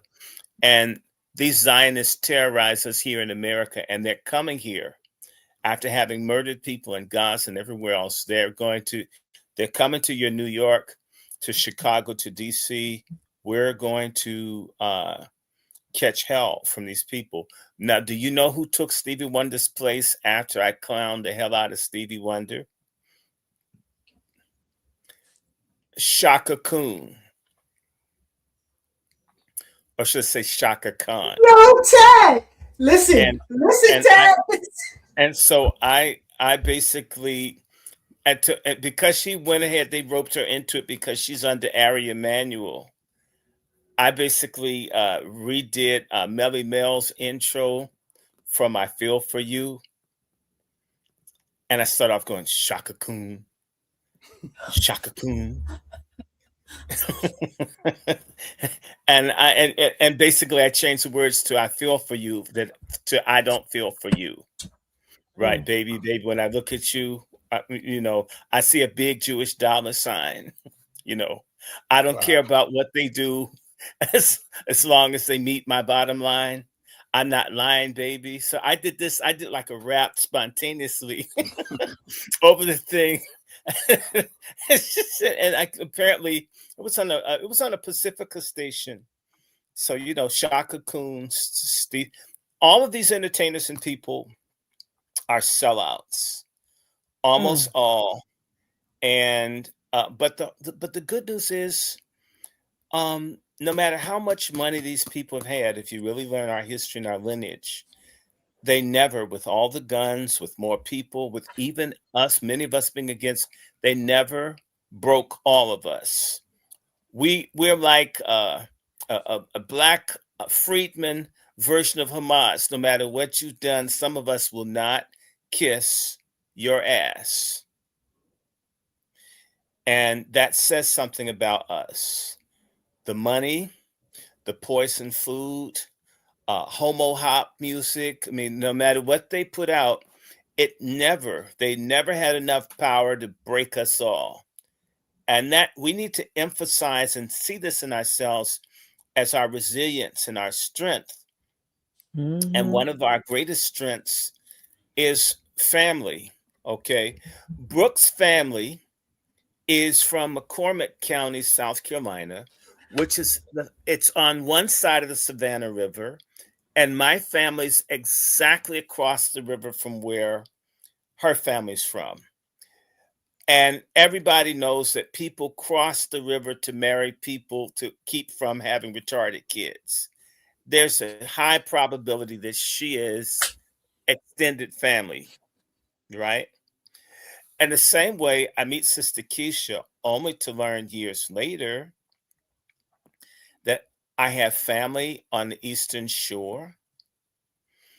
I have family that were, the name is, one name, because the white folk pushed them around. You know, when you see the covered wagons, those are called Conestoga wagons. The Conestoga are my people. These were people that were as tall as 7 feet. I'm a midget. My grandfather was a runt in his family, and my mother's kind of a runt. They're runts, but my great grandmother was like 6'4", 350 pounds with size 15 shoes, born in the 1870s. You have to understand that's a giant woman now. Imagine then how big she was. And she had a daughter that was 6'6", 400 pounds.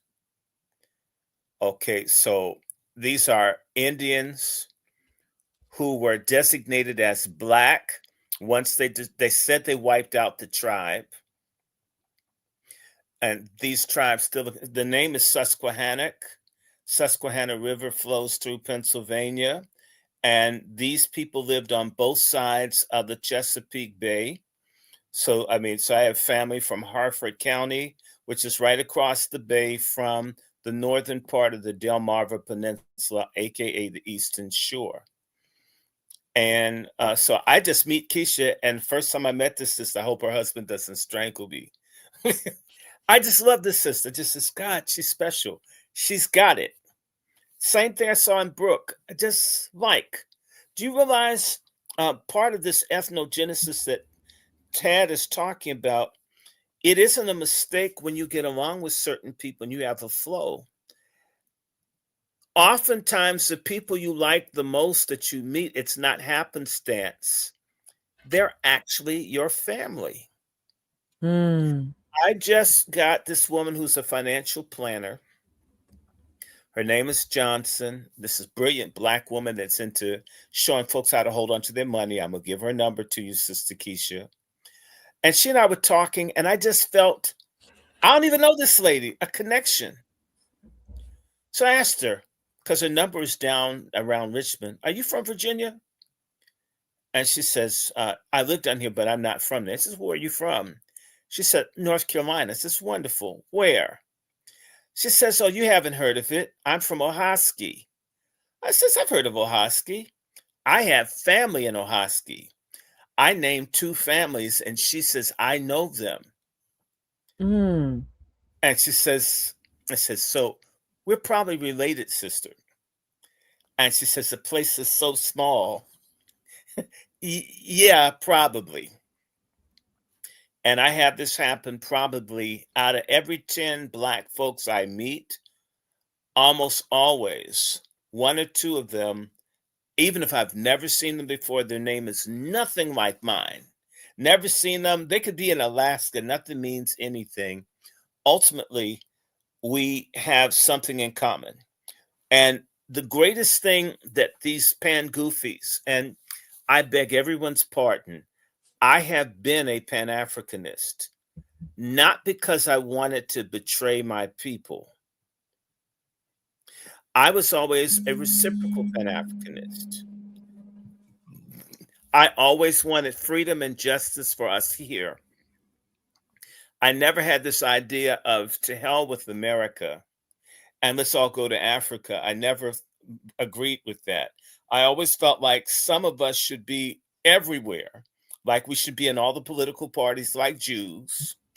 We should claim all of our lineage, not because I'm not the least bit ashamed of Africa, and I'm not ashamed of the Indians, and I'll go further. I'm not even ashamed of any cracker ancestors I have, because you have to use it. And see, when the Jewish people wanted their homeland, they used their dark Jews to do terrorist work and pass it off on the Palestinians. They used that diversity of lineage as a weapon.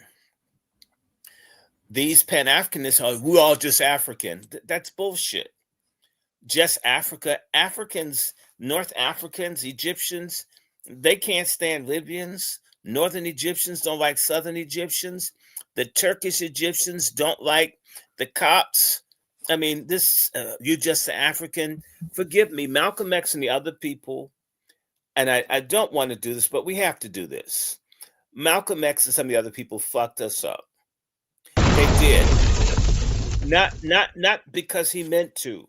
I love Malcolm X, but he got a couple of things wrong. One, Islam is not a pathway to freedom for Black people. And if Islam is a pathway to freedom to Black people, explain why is Philadelphia so fucked up, why Dayton, Ohio is so fucked up, where you have these huge numbers of people who've converted to Islam, or as I call, forgive me, Sister Keisha, nigger Muslims. Why are things as jacked up with people who've converted to Islam as fake ass people in the church I can't stand? At least we can sit down and eat food together without a fight. Your name, somehow I can trace you as a freedman. As I have to say to a lot of Negroes, could you please tell me your slave name? Please. A slave name. Just one of the slave names, anyone you want. A lot of what we were given was, I guess, it wasn't thought through. And I'm not mad. Malcolm X died at 39. Dr. King died at 39. Medgar Evers died at 39. I'm 61. I've had a chance to live long enough to make amends for anything stupid that I once did.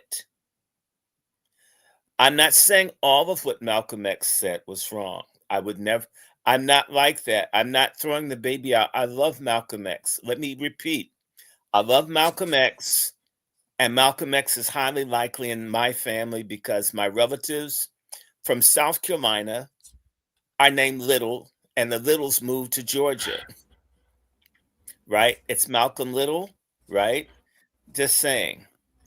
I don't agree with all the Islamic stuff. Elijah Muhammad got a lot of things right, but he got some things wrong. I'm not from a lost tribe of Shabazz. Anything good that came from the Nation of Islam, that we can use, I'm interested. Elijah Muhammad is also a relative of mine. Dr. Martin Luther King, basically telling folks to get their behind beat for freedom. I like a lot of what Dr. King did. And you know what? I could put up with his zipper being down. At least we got something out of it from him. If you look at how little we got out of Diddy and them with their pants unzipped, I can forgive Dr. King for being a whole. At least there's something that we got out of it, okay? Dr. King's mother is a Williams. The Williams are related to the Zellers. My grandmother's a Zellers. It's highly likely Martin Luther King is my cousin. And this is the same for all of us if we really go back, because Martin Luther King's mother's from Greensboro, Georgia. The next big town from Greensboro, Georgia, I think is Lincolnton or Washington, Georgia. My family's from Washington, Georgia. I've been in Washington, Georgia for over 200 years. And Lincolnton, which is right across from where Sister Brooks' family's from. And then if we talk about where Sister Keisha's family's from on the Eastern Shore, well, and this is what I love to do, and that's why I said we have to claim all by lineage. It's our power. Part of our ethnogenesis is that some of us are the descendants of forced reproduction, rape. We can't undo it, but damn it, why not use it? Think of all the people that can pass for white that could be used more strategically instead of us being jealous of their grade of hair or them having lighter color eyes. Get that person to infiltrate. Everybody's infiltrating us. We've never thought to use our diversity as one people, as a weapon for freedom. Adam Clayton Powell was a terror. People, they're looking for a black dude and he's blonde. Okay. And it's the same way I've had to get some people straight. There's a congressman, Raskin from Maryland. You've heard of him. I had to embarrass him. I went to some party, Republican Party, and people asked me, was I from Africa? And I says, why would I be from Africa? They said, well, you have an African clothes. I says, you have an Italian suit. Are you from Sicily? And I says, well, are your parents? And I says, look, I says, the state of Maryland was started by my family, right? Lord Baltimore is my grandfather 9 generations ago. The city that we're in is named for my grandfather. When did your people come here? And the whiteys just, right? Because in reality, sirs and madams, our lineage is often much higher than they want you to think. I learned many years ago that the British were looking for the royal family. They were trying to find what happened to the royal people of British descent in America. You know that they know that some of us are their royalty. Not the Windsors, not those phony pedophiles, not those phony, what's this stuff called? The blood that they drink, mercurochrome, what's this stuff called? Adrenochrome. The adrenochrome drinking Windsors are not the real royalty. There's a greater chance that we are. Well, I am definitely, because I'm a Lancaster, going back 9 to 1000 years. An uninterrupted line. And I don't know why these people were called freedmen. That's on my family's documentation. The freemen and freedmen were often from England and Ireland, meaning that there were people who looked like us that came from Europe. And some of these names are ours. Lancaster has always been a family name. Stewart, which means black, has always been a family name. The gentleman that paid for, commissioned the King James Bible to be written is my uncle 9 generations ago. We are the cream of the crop of the Indian, the European, and the African. And some of us are the cream of the crop of people from as far away as the Philippines and Central America. So I've got Inca and Mayan ancestry.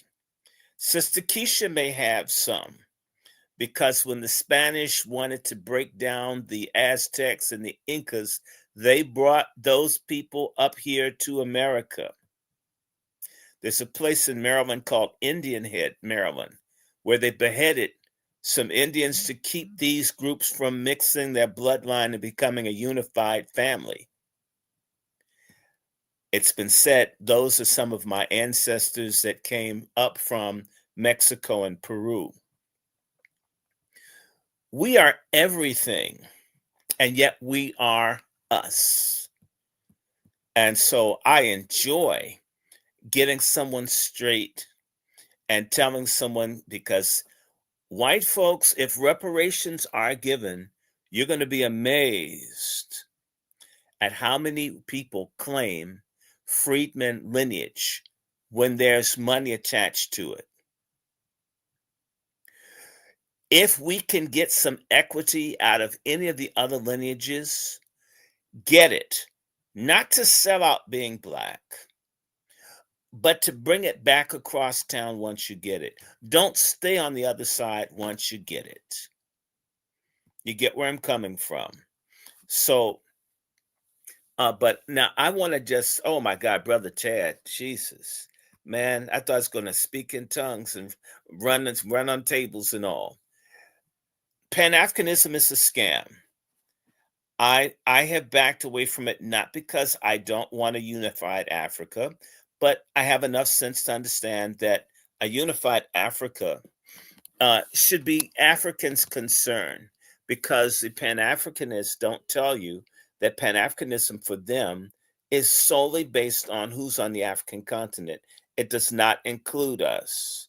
We're basically used by them the same way the state of Israel and AIPAC pimp the United States. There's no reciprocity there. The Arabs in North Africa do not like the sub-Saharan people. They treat them poorly.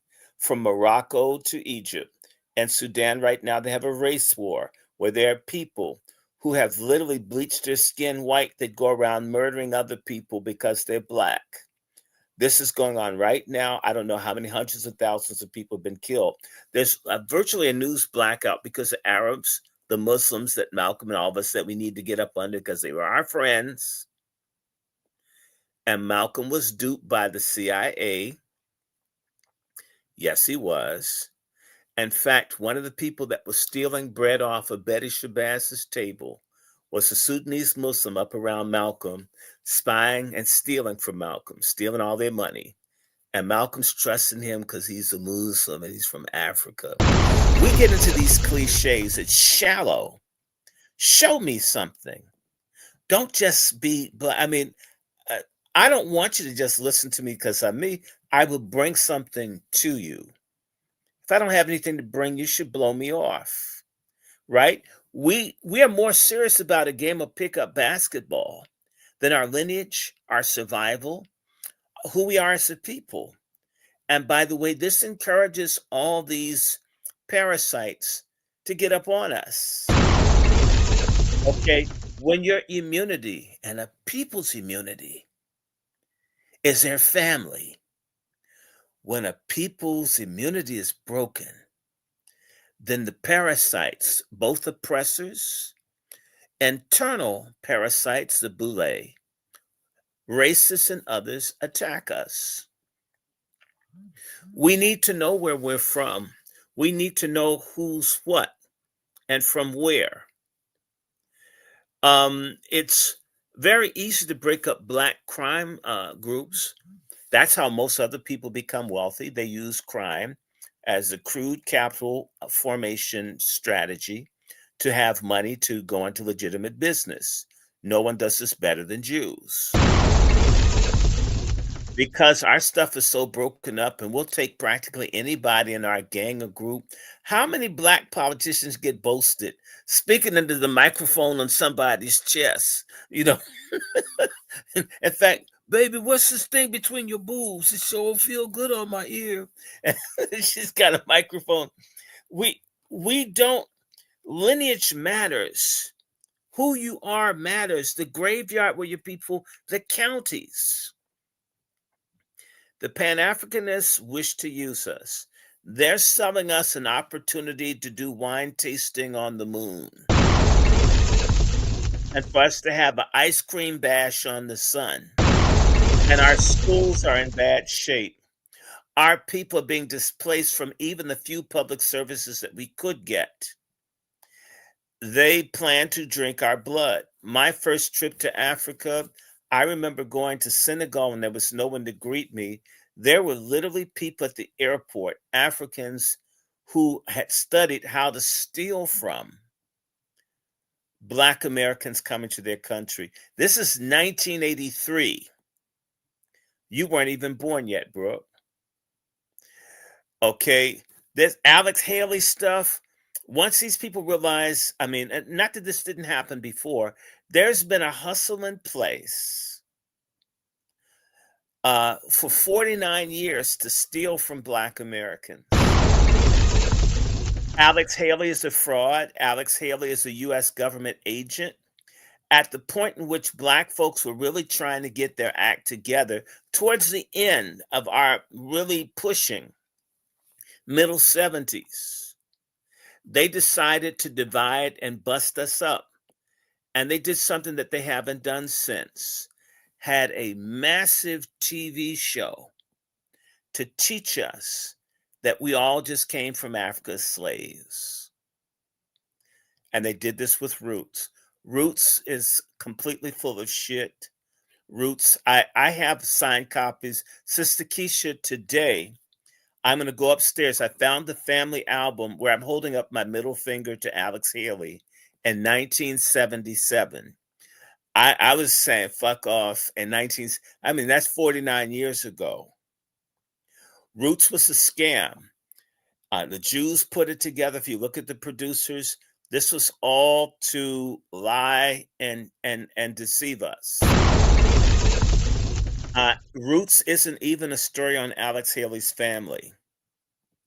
Okay, and the person that Alex Haley used, the person that got screwed, was my cousin that died at the age of almost 94. I talked to you about this, Sister Keisha. Thelma Short Doswell is the mother of modern Black genealogy. She's my cousin. She's a Nottoway Indian who's also part Black and white. And she had a term that she was using called Afro-Marin, meaning that we were African, European, and Indian, one new people within this country. They didn't want that. So they put Alex on her. Alex stole from her, and they focused all the attention on Alex. The saddest thing, one of the saddest things in my life, was to go to see my cousin the last time in 2010. And I was pointing out to one of my cousins, who's from Ohaski, his family's from Ohaski, that there's a picture of Alex Haley with my cousin. And when I said Alex Haley, my cousin at this point had dementia, but when she heard Alex Haley, she's a really nice old lady, she started cussing and screaming, "God damn you, Alex. You came to steal from me. What more are you going to take from me?" And she was in a wheelchair pulling around, screaming at me. "You stole from me. You lied. You robbed me. What do you come to take now, Alex? I mean, how did you find me?" She was just going off about Alex Haley. It was so upsetting. We were asked to leave the house. Her son, you got to leave. You've upset her.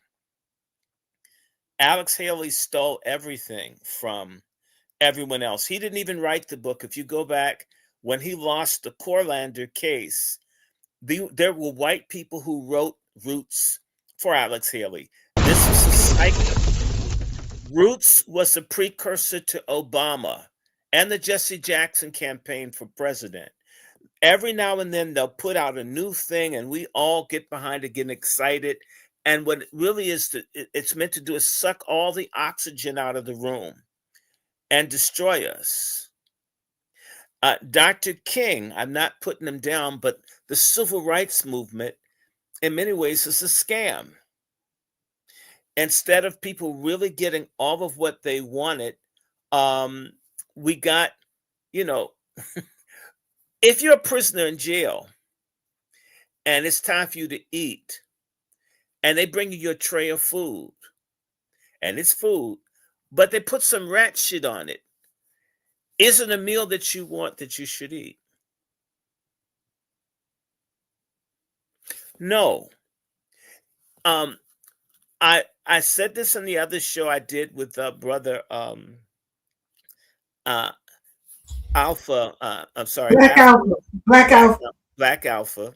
Mm-hmm. And I was mentioning that the Boule, in particular to the NAACP and the Communist Party, but more so the Boule, but still the NAACP was controlled initially by Jewish communists. It's a fact. They decided to betray human rights and reparations for Black Americans, freedmen in this country, exactly 80 years ago this year. 80 years ago. This is the 80th anniversary of the systematic betrayal of us by the Black elite. And the key to this is that they recognized, the whites recognized that Black folks needed reparation, restitution, and everything else. And so the deal was, we'll let you guys do little petty protests and we'll give you crumbs and we'll let you guys be the leaders of the community. But you can't go for the whole thing. And when Dr. King finally woke his, pulled his zipper up at least for a year or two, I hope, and decided to go after economics and all that, they put a fucking hole in his head. And we need to understand that. And part of our delineation has to include separating ourselves from Khazarians. Khazarians have been managing us, and people need to understand that what's going on right now in the Middle East is connected to Dr. King's assassination. Why am I saying that? Dr. King came out against the Vietnam War in a big way in New York's Riverside Church, April 4th, 1967. They shot him in the face April 4th, 1968. What happened right after, within weeks of Dr. King denouncing the war in Vietnam, one of the main people, they were Tether and the Pan-Africanist Goofy, but that was pushing Dr. King to come out against Vietnam, is Stokely Carmichael. Stokely Carmichael and knew that King and them were getting all their money from Jews. They were. And he hooked up with the PLO, I think in the summer of 1967. Because the FBI and everybody knew that Stokely had a great amount of influence on Dr. King, a lot of folks want to see Dr. King dead. There's a book called The Matrokin Archive on the KGB. The communists in Russia wanted Dr. King dead because he did not start a violent revolution in which Black folks would be exterminated to overturn the system. We need to divorce ourselves from left, right, Zionists, Reform, Orthodox, whatever it is. If it is not us, if it doesn't deal with the bread and butter issues, if it's not building our families, building our communities, building our wealth, teaching us self-defense, right? And not helping us to recover our manhood or womanhood, we don't need it. That includes any church. A lot of churches are Pan-Africanists. You know why? Because we don't go to their bullshit anymore. This was so many times you're going to watch someone fake speaking in tongues. There's so many times a nigga's going to knock you down. You hit your head on the concrete floor of the church and acting like they had some kind of power. There's so many times someone's going to have like 15, 20 offerings in the service when you're on welfare. And the pastor's got a jet and a Bentley. Before, in particular, the people, Brooks' age and younger, these people need money for college debt and everything else. They don't have money for some fat preacher with a bunch of, he has a lot of adipose tissue that looks like a bunch of kielbasa crazy glued on the back of their neck. Who wants to give their money to someone like that? And half of the people are pedophiles, studs, and child molesters, grifters. So the church is Pan-African. That's why you look at that little dude who's got the question mark shaped penis, who's questionable. Come on, Jamal Bryant. And his mama looked like Bullwinkle. And she passed last year. She did look like Bull. She didn't like me. I'm sorry. I mean, man, she's more man than he is. I said it. These people that are not for us, and we have to do everything we can to separate ourselves, and things are getting crucial. And also, there were 2 books. I sent one to both you, Sister Keisha, and to Sister Brooke, for people to understand how important family is. There's a book by a Jewish woman, Judith Ginsburg, called Last Seen: Enduring Search of Formerly Enslaved People to Find Their Lost Families. Part of freedom was the family, people. Part of freedom was lineage. Part of freedom is the graveyard. Part of freedom is what county, which plantation, where, which river, which brook, which stream, where we from. Right? I was looking for a plantation. And last year I learned my grandmother, these people were free. No plantation. They're not from DC. They're not from down south. They're from southeastern Pennsylvania, northeastern Maryland. And their land was stolen. And they did a genocide on them. And the ones that survived all got classed as Negro. I've done enough research on my family. I've had a hard time finding Africans. I am not against having African lineage. I'm happy to have it. I'll take whatever's in my lineage is mine. But man, so many of these people are not African. I mean, it's been mind-blowing.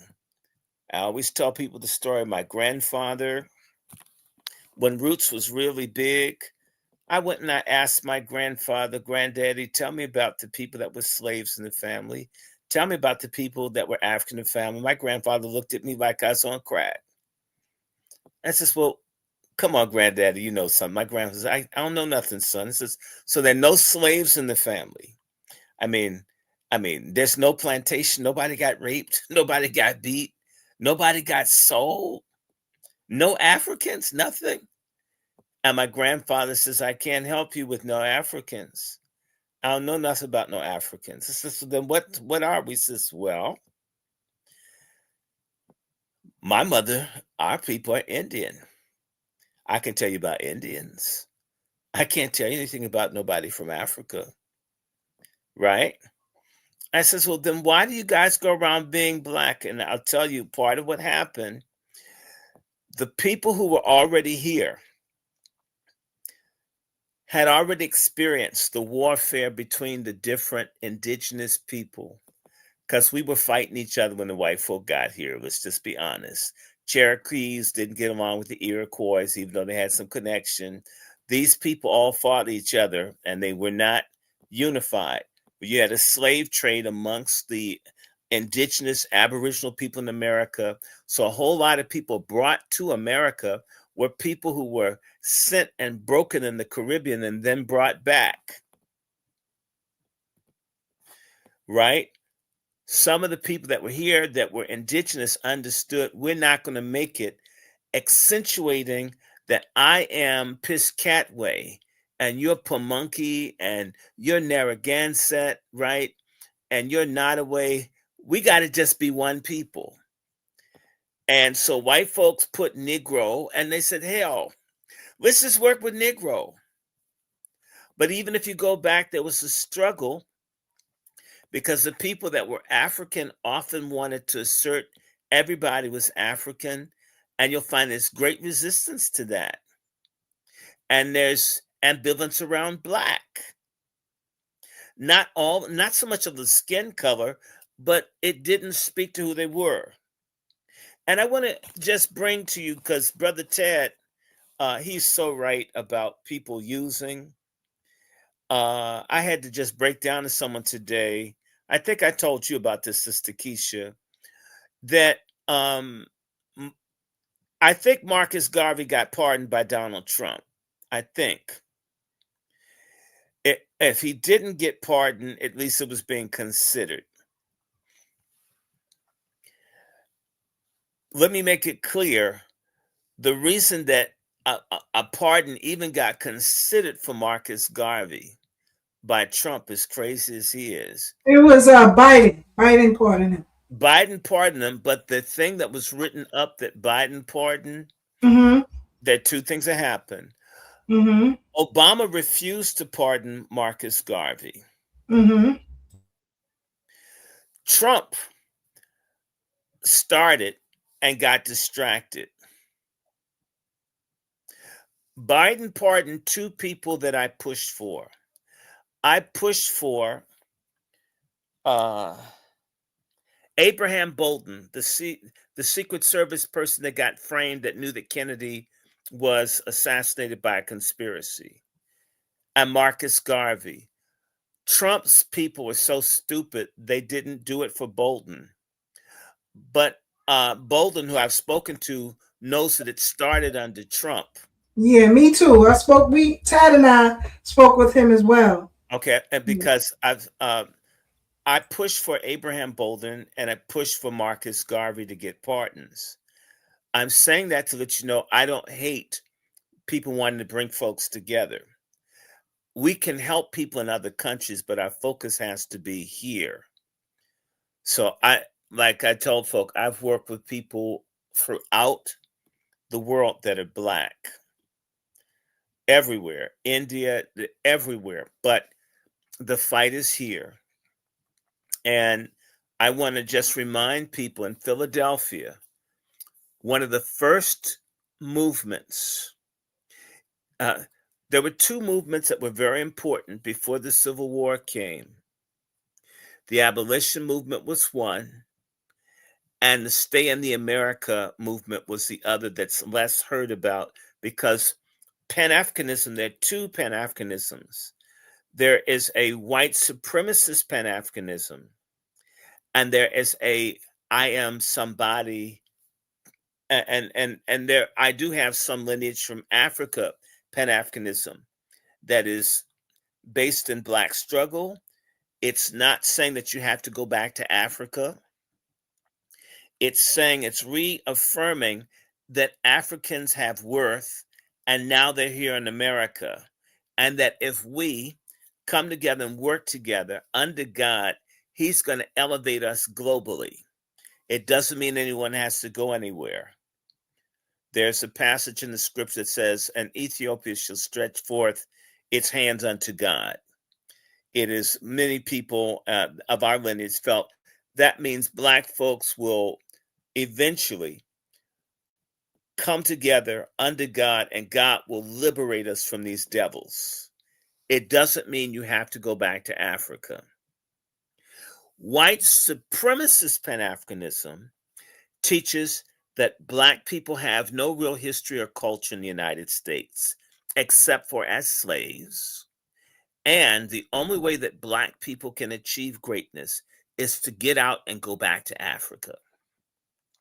You will find people like James Smalls actually have a line that's more like a white supremacist, like Francis Scott Key and the other founders of the American Colonization Society, who came up with this idea called the providential design, that Africans needed to come to America, be somewhat civilized by white people, and then sent back to Africa to rebuild Africa and make Africa great. That these goofies, these pan-goofies, or as I call them, scam Africanists, they have a white supremacist ideology that they have spray painted Black.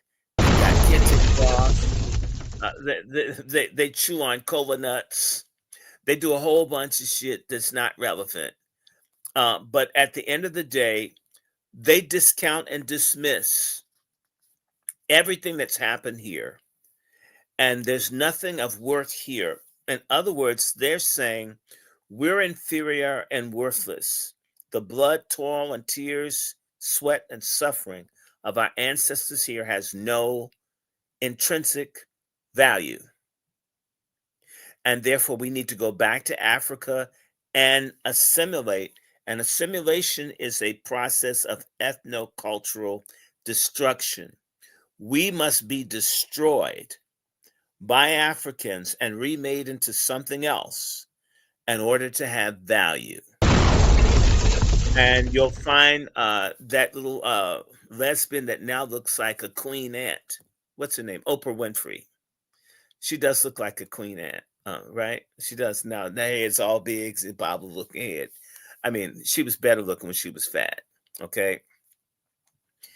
Oprah Winfrey and them, they keep pushing this color purple. The hope in the color purple is that your children will go to Africa and they will have some decency, not in America. Even though the second movie, Nettie marries a Black American missionary, the kids are Africanized. Just by virtue of them being in Africa, they're going to be better than kids in America. Pan-Africanists teach that Black Americans are inferior. And I've been taught this at Howard University. I've heard it everywhere. We're less than Africans and Caribbeans. We don't have a culture. If you really want to get something, you need to go to the Caribbean. You need to go to Africa to find your real roots. What, we want Obia? We need Shango or Santeria? All you need to do is, I'm not picking on Black South Africans, but they take and butcher children for charms, cut off baby penises and all that stuff, make soups and potions and stuff. That's in South Africa with the bisexual Mandela that you thought was for you. I called him bi. I'm sorry. And he was a communist. And racist ass Golda Meir is the reason that why they didn't kill him. They knew that Mandela was a communist and he would serve the interests of white people. It's interesting, the names are so similar. Obama, Mandela, 3 syllables. And both of them swing both ways. And so people, we need delineation. Now, I was saying we are American people. There's a woman named Maria Stewart, one of the finest, most wonderful. My favorite Black woman from the 1800s is a Black woman journalist, nurse, educator. She was so hard. Black people, fake Black people up in New England, in Boston, ran her out because she would go off on fake sellouts. I mean, she's one of the first. I mean, this lady would go out and give speeches and trash all the coons and the sellouts. And basically, it wasn't white people. The Blacks that were trying to sell out ran her out. She ended up coming down to D.C. and working as a nurse for Freeman's Hospital, the hospital my mother was born in. And she was doing everything that she could do to say, we're from here. And you're going to have to kill us. We're not going to give this country up. We made it. I brought her up because I always do this. I'm anti-feminism, but I'm radical for WASI sisters like Sister Keisha and Sister Brooke. The real Black women, we have to stand by them, support them. I have a couple of sisters. I don't have a lot, but when they need something, I send monies and cookies, celebrate birthdays. A lot of sisters are single. I'm not trying to pick them up or anything, but just keep standing. You know what I'm saying? Sometimes I had a friend, hadn't had a job for 3 years. We prayed every day. Now she's got the job. Right? Don't lose your house. I'm a great help you raise money. You need your house, sister. We have to support each other and not let feminism, or what I would call brotherfuckerism, where Black men think being satirists, whorish, tramps, where everything is in your penis. Where does that come from? That comes from the plantation, where men were estranged from being in permanent relationship with their women and their children. So everything is about busting a nut. It isn't about busting a nut. It's about cultivating a nation. Dropping a seed. Anybody could do that. Massa dropped seeds. The overseers, the slave breakers dropped seeds. We need to be thinking about permanence. Everything has to be the same way that Asians or others come into our neighborhood. They get one store, then another store, then another store, or the Patels all have hotels. Now they've got everything. We have to make everything that we do stick to the fact that we're going to grab and hold as much as we can here. I don't agree with everything that Booker T. Washington said, but he said, cast down your buckets, admit this is yours. He did some Uncle Tom shit, but if you ever go and look at the World Conference that Booker T. Washington had on white racism in 1913, and he had all these scholars come in and call white people out as phonies, and that black people were basically superior to white people. It's interesting that he was dead within 2 years. Sometimes strategic cooning. You think a person's a coon, that person's on some crazy stuff, but if you understood, so many black folk aren't with you. You can't be out there the way you want to. You can't be like Sister Keisha, Sister Brooke, or Brother Ted. You have to kind of coon a little bit. You have to coon because if you're too far out there, that's how fast our people will run and let you get shot down. Same way Jesse Jackson had a hot foot to drive that car out of Memphis and take the bloody shirt that he smeared Dr. King's blood on because he was an agent to become the leader of black people. Set up by white folks. They had picked Jesse Jackson out. They picked Lumumba out in Congo. We have traitors. We're honeycombed by traitors. And that's the other thing. I said this in the show. The real power in Iran today isn't their missiles. It's that they've delineated and they've sorted out their traitors. It's coming to hide the right. But they keep finding their traitors. We're the only people where traitors get to be celebrated heroes, leaders. You look at Al Sharpton. He looks like a sperm that was left on the sidewalk. And people still following him, right? He's pathetic looking. You look at Crump, who looks like Curious George. I mean, how do these people get to be anybody's leader? This crock shit woman down in Texas. Hakeem Jeffries looks like Dr. Evil from the Austin Powers movie. I mean, all these cartoonish, wicked people. You know what I'm saying? The late Sheila Jackson Lee looks like Henrietta Hippo from the New Zoo Review. How do these people be our leadership? I mean, you can look at them and you can tell something's wrong with them. Right? Obama, again, he looked like a caramel Bullwinkle. You could tell something's wrong with him. Michelle Obama looked like Patrick Ewing with no beard. Why do we trust these people? God even lets you see in their face how there's something wrong with them the way they look. That fat preacher that looks like he's eating out all the Popeyes, Bojangles, and Kentucky Fried Chicken. Reverend Barber, the one with the greasy hair. He's so fat, I mean, he has to like rent the first class station, the first class section just to get on the plane. Went to go to see The Color Purple. They should have put his ass out. In fact, he's probably mad they didn't have enough popcorn. I don't believe the story that was in the news, right? Let me just say to you that we need to have a way to deal with our traitors. And we need to have, for those few, we don't need everybody.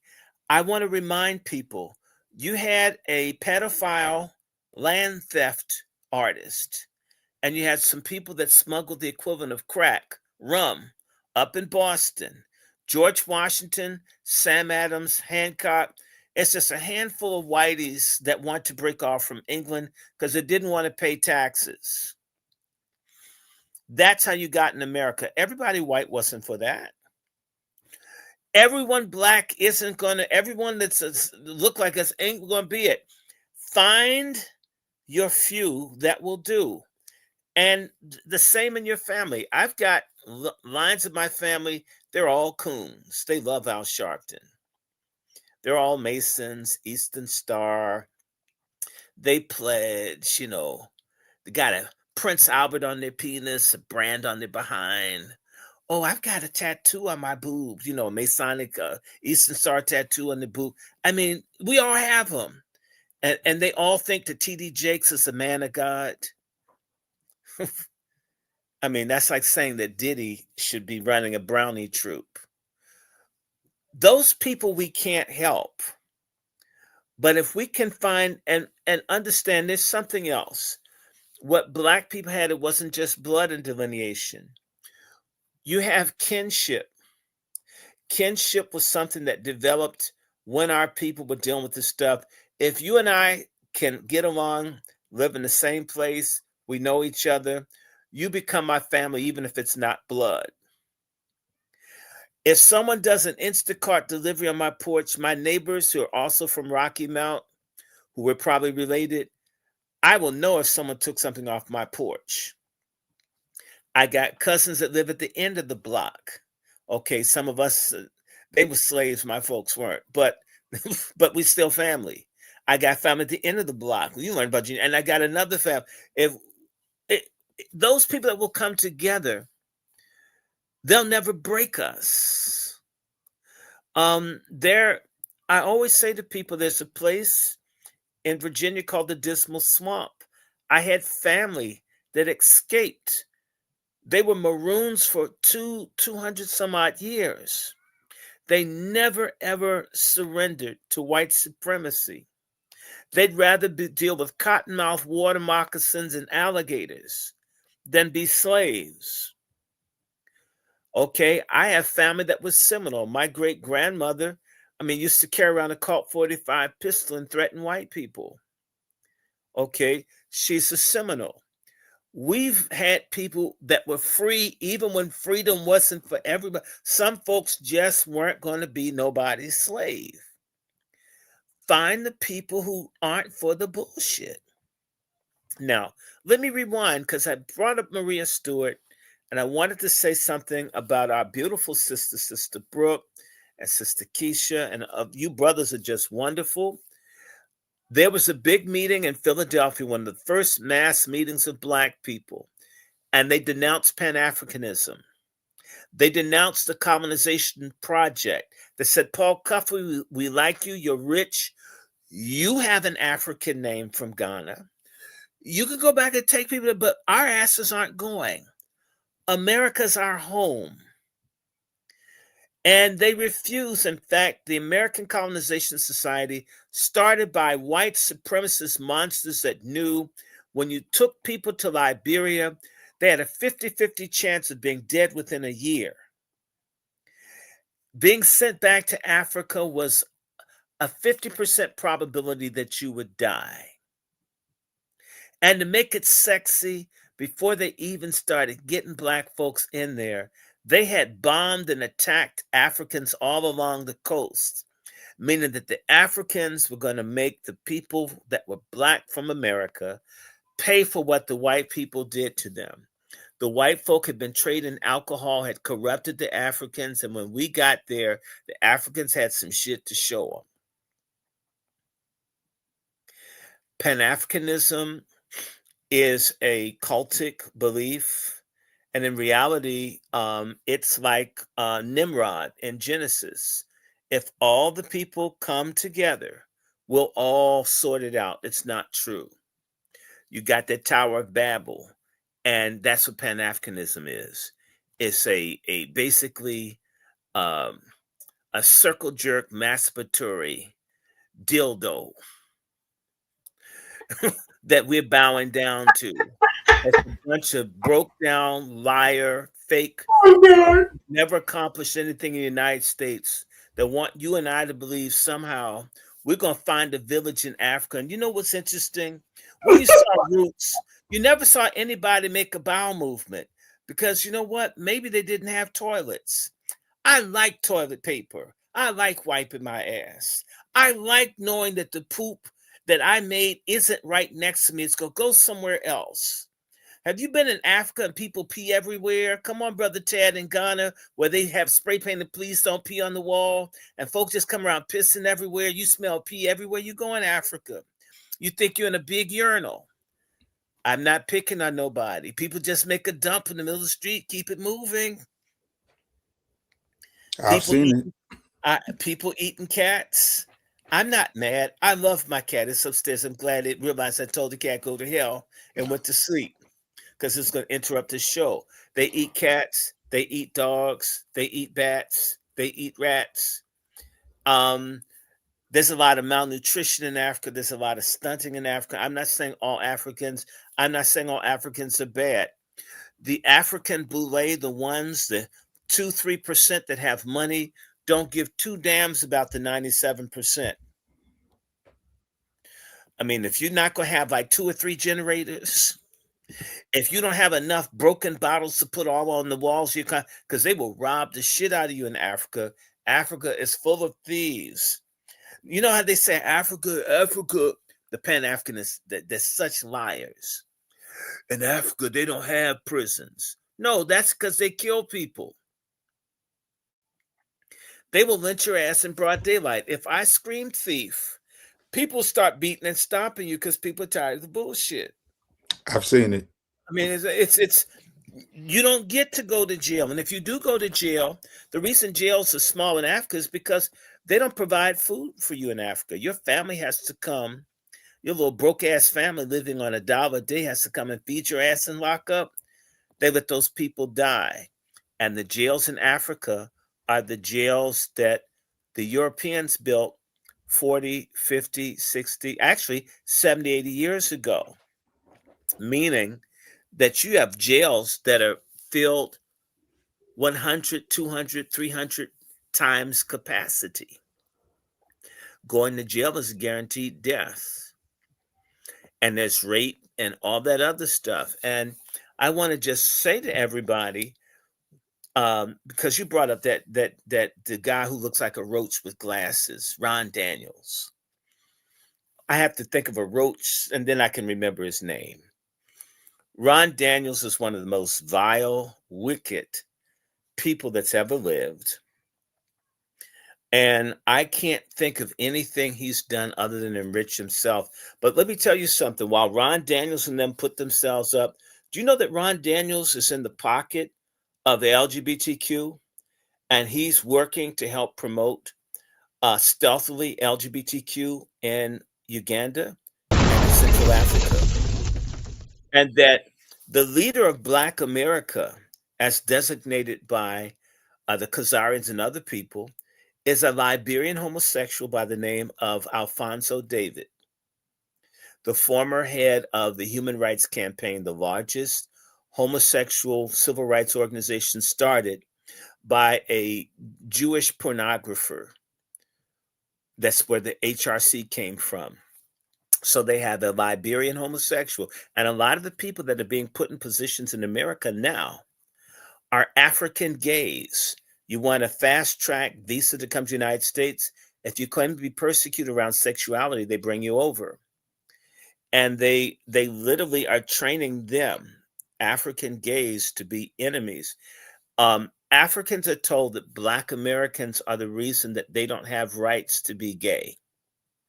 So they're mad at us. I mean, I'm not keeping you from getting your booty busted in the bush. I mean, what? I mean, just don't fall over the Victoria Falls if he bump you too hard. I mean, this will be hell getting back up. We're under attack by a lot of this stuff, and it is a grift. I am not saying that there aren't good Africans. I will never, I don't teach that. I don't preach that. I don't sit up and do a lot of anecdotal attacks on Africans. I don't, because there are plenty of people I care about that are African, but We have to be real.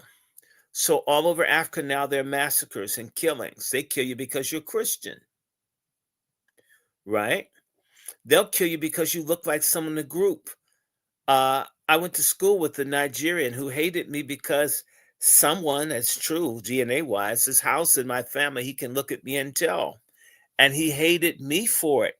Even though I lived in America, I needed to pay for his rivalry back in Nigeria here. He's in my country hating me over a fight somewhere else. Africans have brought this tribal bullshit with them here. You can't unite with them. Tribalism puts a veto, a permanent veto on pan-Africanism. We're the only Black people in the world that are not tribal. The reason that people are responding to delineation is because it will make us a tribe. It means we're going to be cliquish like they are. See, they Black when their hand is out when they want something, and the Igbo or something else once their hand is closed. I don't know you. They're afraid that we're going to get our shit together here and they won't be able to get right off of us. And that means they'll talk about our families being broken. But you know what? You want to see some fucked up stuff? African families, especially if the father's screwing 8, 9 women. He got enough dick for 10 women, but not enough time for them, not enough money. The kids all hate each other. Oh, yes, they do. Oh, yes, it is a problem.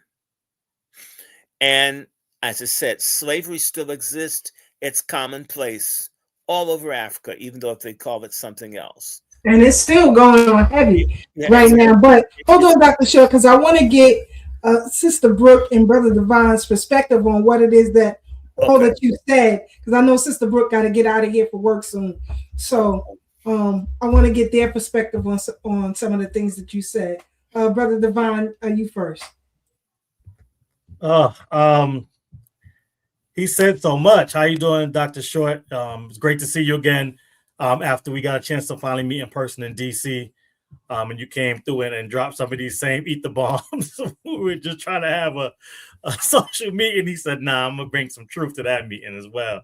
The one thing I'll just go with what he said last, because I think that hits home. Well, two things now that I'm thinking about it. The first thing is what he said lastly is Africans being told it's our fault. I've heard in multiple rooms on TikTok and on social media when they're asked, well, why are you so angry at Black Americans? And they'll say at Foundation Black Americans, they will say it's Foundation Black Americans' fault that we don't have toilets. It's Foundation Black Americans' fault that we don't have certain amenities or luxuries or just everyday things that we take for granted. And there's various reasons on why they'll give that, why they have that notion. But yeah, that's not a foreign concept. It was foreign at the time, but now that you're explaining it, it makes so much more sense on where it's coming from. And just how easily it is to either fool them or for them to believe the lie so they don't have to do the real work because they know the truth is harder than that lie. And the next thing I want to say, so I give my sister Brooke enough space to cook, is what you said about us being related. That's also something that hit home. We were just doing a space yesterday, going over the Ghana UN resolution, and a brother got up that's from California. We've done work and advocacy work in DC and other places together, and he was sharing that same sentiment, that how it feels when you get around others that have the same mindset, and that when we're doing this work, he said that a lot of times it feels like family because he believes, and he's like, I'm just of the belief that somewhat down the line we are related because of how it feels to be connected to one another in this fight and in this space, and just how much of a kinship that we have with each other when we're doing this, when they were doing this fight and doing this work. So and those brother, two things. aren't you from Carolina? I am. Remember, I looked at you and says I could look at you and tell where you're from.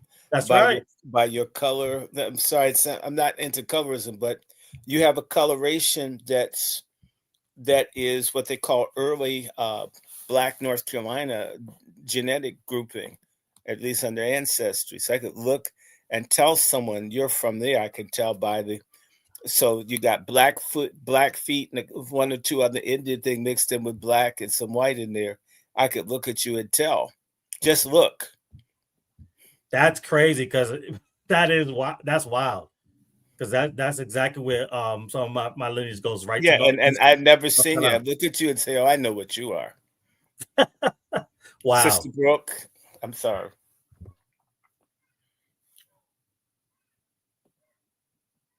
Were you done, Divine? Okay. I don't have it was so much said there, and I wasn't taking notes. I was just listening, because it's so funny, because I'm not really used to being on a show of Dr. Short. I'm used to like being in the chat, so I really was just kind of spacing out and just listening, so I didn't take my usual notes like I do. But I did take a couple things.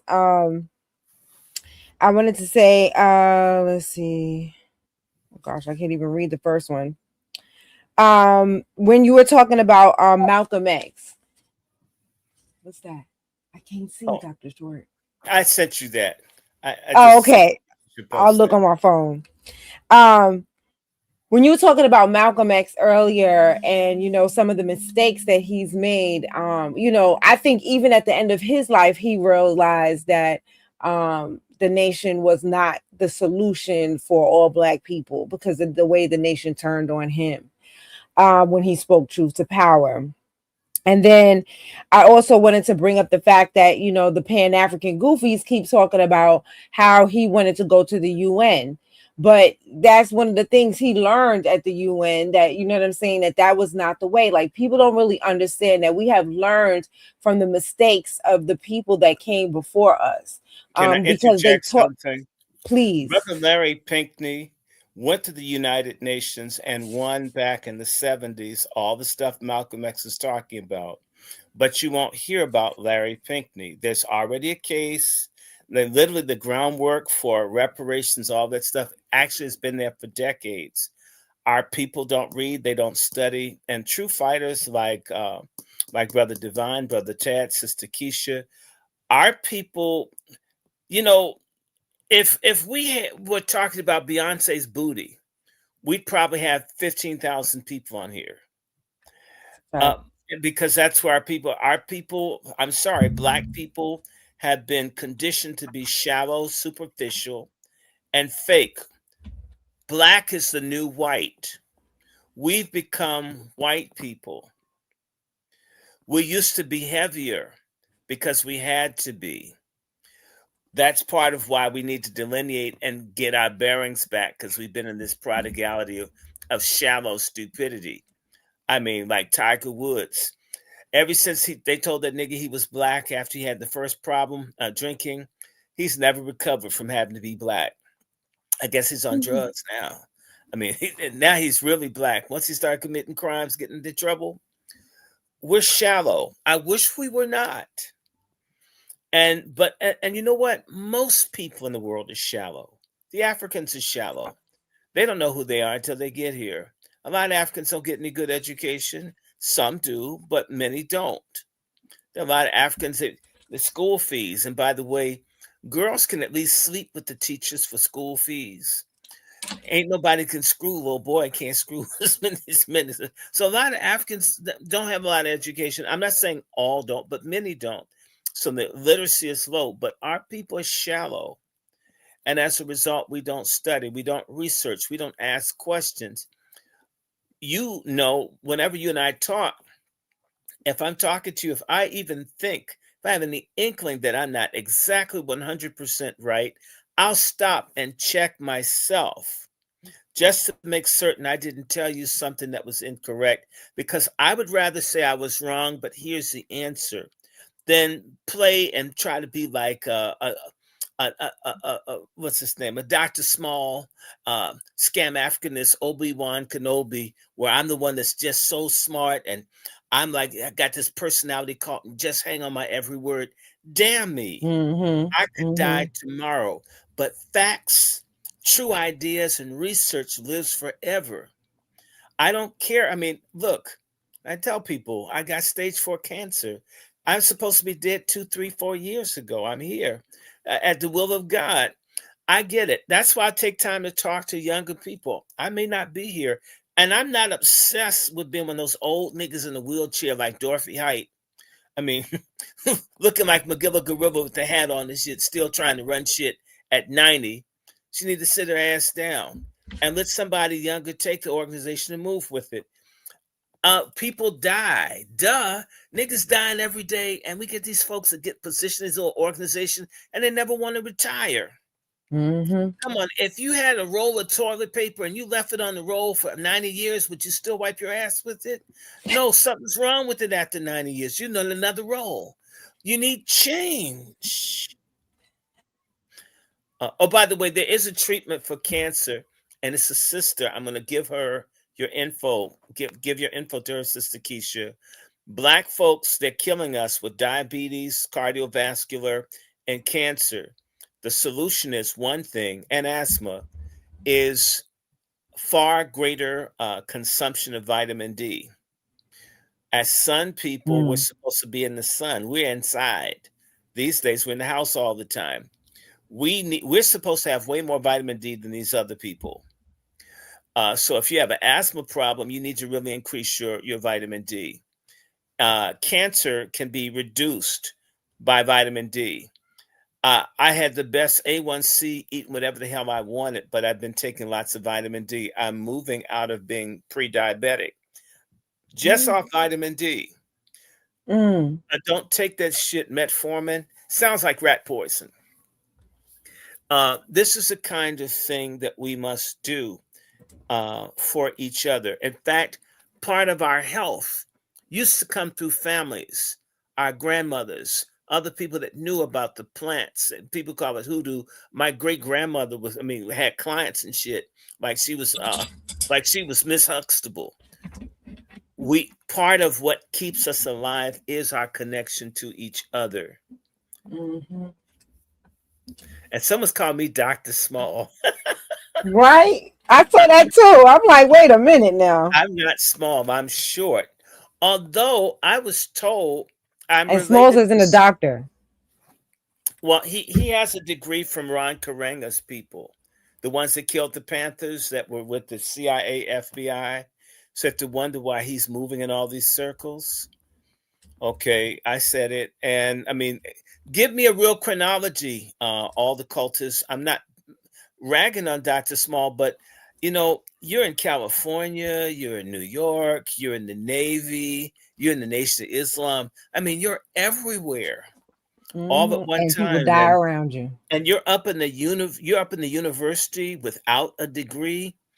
I mean, and I know people like me with PhDs that don't even let you in. How did you work that out? And why is him showing up at the university at the same time the Black Studies came in, where they're talking about Black American history and all, and they're carrying around guns at Cornell and Ithaca, and Smalls is brought into the university? Some oppy shit is here, okay? I said it. And by the way, I'm not a bad guy. I'm willing to participate in collecting chlorine for Dr. Because I think Dr. Small found some way to reclaim the urine from the slave ships, and he has it all in a little swimming pool at that hotel. Look like all the ancestors peed in it. We're gonna get him some chlorine and clean that thing out. Maybe someone can swim it, or maybe pee from Africans for pan goofies. Maybe pee from African ancestors is holy water. I don't want any, but I'm not such a bad person. Let's get some chlorine. Let's clean that pool up, and maybe we can get Salvation Army some donations to give them some real furniture and that hotel, and get the air conditioners off of timers. Okay, you travel all the way to Africa, and they probably have coin-operated air conditioners in this hotel. And for all, you're talking about respect. When you have a lot of young men with no jobs hanging out in hotel stuff in Africa, they're often into sex work. So I need to know, is that a place for African dudes to screw lonely, pan-Africanists or scam Africanist women going to Africa that want to rediscover their roots, so they go to that Hot Pillow Hotel. They have a lot of those in Ghana, I know. Okay, I stayed in the Ass Hot Hotel in Ghana. I mean, I Ass didn't know Hot that was, yeah, look, it's Hotel. called the Assurance Hotel, but its abbreviation was Ass Hot. Really, I mean, I didn't know. I mean, and I went through some good African people. They put me in a Hot Pillow Hotel. I mean, I didn't stay there, but I was there. It's like Ass Hot. Yes, they do have sex hotels. They broke and they look just like the one he's got. I said it. Prove me wrong. And why do you have, again, a lot of young men around there? Y'all know if you travel. Come on, Brother Tad. Those guys at the beach in Jamaica and everywhere else, they called rented dreads. I'm trying to think if I stayed at the Ass Hot before. I think it sounds familiar. It sounds familiar. I'll call you right back. Please. All right. I need some. And they're Oh, charging man. $4,000, $5,000, All right. $6,000 for these packages for Juneteenth and whatnot. It's crazy to You stay in mean the Ass Hot Hotel. Juneteenth. It's sorry. The place looks, I mean, the furniture looks like it's from the 60s. The Brady Bunch had newer shit than what's in that place. Okay. Here's a story of a Pan-African lady We look at the Brady Bunch. who was brainwashing 3 very ugly girls. They just wanted black folks gold like their mother. Look, it's fraud. It's, when are we going to stop? Part of reparations is us loving each other. Part of reparations is getting them to come the hell out of our pocket. What I said to Brother Black Alpha, we need to have a not gonna go campaign where we don't go to Ghana for a year or two. We don't buy any chocolate. And I love Ghanaian chocolate. And I like Ghana. But you can't fuck with my ancestral MFM. It's our motherfucking money. It's not yours. You guys sold our asses. You getting reparations is like getting a rebate for betraying us. What? Am I losing my mind? Did my ears turn upside down? Did my sheath turn into a clitoris? I don't think so. It's our damn money. It's not theirs. Come out our pocket, as I said before they shot Malcolm X. So we're not gonna go. I ain't gonna do nothing. Okay. You can't, and none of us are gonna do nothing no more. Okay. Right? So just know. So let's just be very, very, very real. And I'm saying to you, respect. By the way, there are even people that come to Ghana from Nigeria to steal from Black Americans. I know because someone tried to steal my camera when I was in Ghana in 2008. We had to fight people. Someone tried to steal my camera. They'll literally have people come there to steal from us. And by the way, Black American people have been floating the Ghanaian economy significantly through tourism. It's a fact. And the people in Ghana have the leadership, not the average Ghanaian people. Not the Ghanaian people. I'm not trashing ordinary people. The leadership is so bankrupt. All the money is spent in London, New York, Paris. They're not really helping their own people out. And I want to just say something. What I hate about Pan-Africanists is they emphasize kings and queens. We don't need any kings and queens. We need some real ride or die brothers or sisters. The problem in Africa is you've got these ancestral ruling families like you have in America. The American Revolution was a rebellion against the British ancestral royal families that stole from everyone else. In Ghana, you've got these families that have everything and they feel entitled to it based on lineage and they don't share. They don't let the other people have. And these folks tell us to go over there and join that and actually come under other people and, oh, I'm a chief. Oh, hell, you could be a bishop here and live better. I mean, right? We don't need any kings and queens. What we need is true participatory democracy as a people, where we get to determine the policies and terms under which we live. That's true self-determination and freedom, not to be under something of a king or a queen.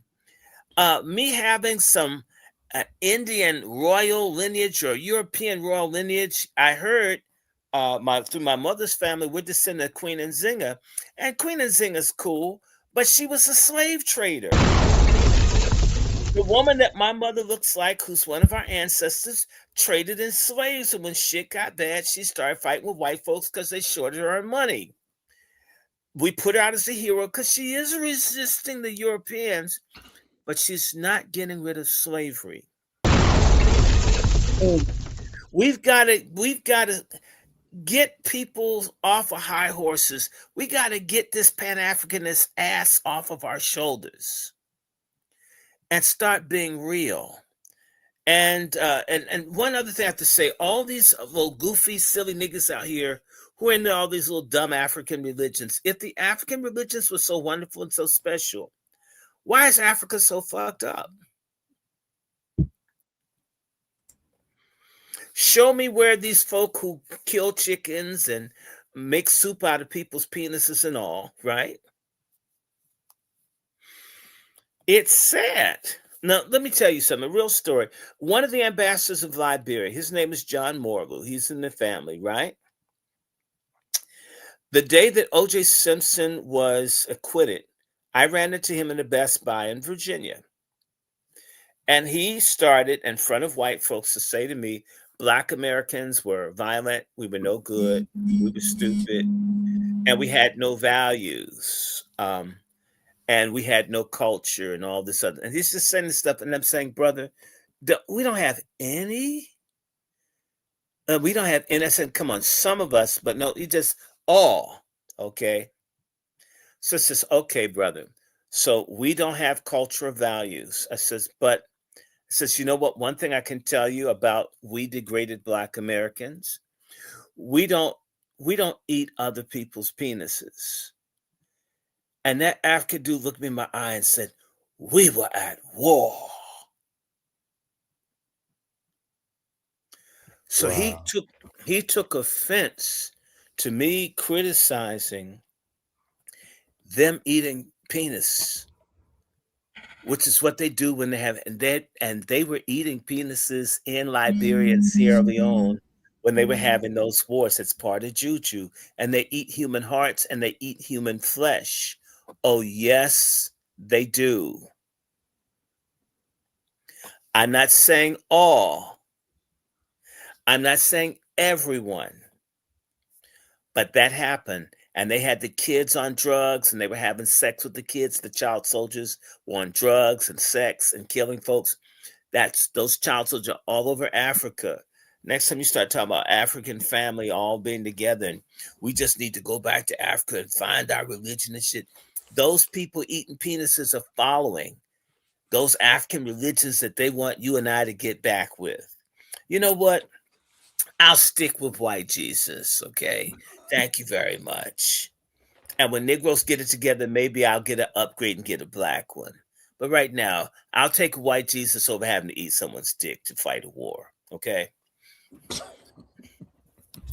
Well, family, there you have it. We got to the end of our program. I tell you, didn't I tell you we're going to bring the flames? But I want y'all to know that the upcoming Hidden Color 6, Dr. Short will be in there as well. Yes. You keep in touch with us because we're going to make it a thing. When it hit New York, we all going as a crew. Yeah, So, well, I want to come up and visit. I want to meet Tad in person. And he and I have to exchange Africa. You know what? We could do a book. In fact, here's my challenge. We should do Quit Pan-Africanism book. I would be willing to help write that. I would be willing to help put that together. And it doesn't take a minute. We put like 100, 200 pages, no, 50, 60 to 100 pages. I have stories, everything from there, you know, the people having no books on Black people at the University of Ghana, no books on Black Americans, them not having any toilet paper or soap, and people shitting in holes in the ground. And I mean, you're wondering if a fly's gonna go up your behind when you're trying to like relieve yourself. You know what I'm talking about. You know, you go to the bathroom. I know and exactly what you're talking there's about. no top on the toilet, and you're trying to figure out, well, why didn't you finish? You didn't finish. I mean, you've been in the house 40 years and you don't get like a tank. You just have the base of the toilet. Sister Keisha, no, it sounds crazy, but he's not lying. He's not lying. Places you would think and I'm that not the saying this plumbing out of would be hatred. right. It's just a fact. That's what it is. It's just a fact. In fact, you know what? What do you call the toilet in the slums of Lagos? I don't know. A window. That's it. On that note, y'all, we are out of here. Welcome. Tune in next week for Thorough Black Talk. I promise y'all we're going to deal with the history of the African burial ground and what took place there. I promise y'all. But we had a special guest tonight. I had to get my brother. And you know that bones got moved to the University of William and Mary. Howard wouldn't back up holding on to the bones. I was there. So I know Dr. Blake. Oh no, fake. In fact, Howard's run by tethers. They've ruined the place. And it's gayer than it's ever been. I mean, I'm surprised they don't put mayonnaise. I'm surprised that they I know him, he's no damn good. I'm surprised that they don't have mayonnaise inside the hot dogs they serve in the cafeteria. That's how bad it is. Okay. They had a Black American, they ran him out. And so, they had a little gay mafia stealing all the money. You didn't hear about the little boy that's traveling the world, got like somewhere between $500,000 to $1 million. And Howard, it should be how hard, because the manhood up there needs some Viagra, some Cialis, some Reddit Rouge. It needs everything. I mean, some ashwagandha, some Shilajit. Put a popsicle stick down the middle, something, get it up, because it's sagging. All right. Man, make sure y'all send them emails. Keep sending these emails. They are working. We need y'all support. Continue to send these emails. Send them several times a day. You know, God bless you. Can do that. You can send them however many times you want to. Share the link with your family. Share the link with your friends. Share the link with allies. And we not gonna go. At all. At all. I ain't gonna do nothing. No more leaning on us. It's over. It's a wrap. It's done. So stay tapped in with us. Like I said, when the Hidden Color 6 is released, we going as a crew in New York. So support my brother. Follow Dr. Short on all social media platforms. Stay tapped in, because you never know when he's going to pull up back on the Brooklyn Bridge. You never know. So with that, family, we're going to say a good night. Catch y'all back on the bridge next week. We are out.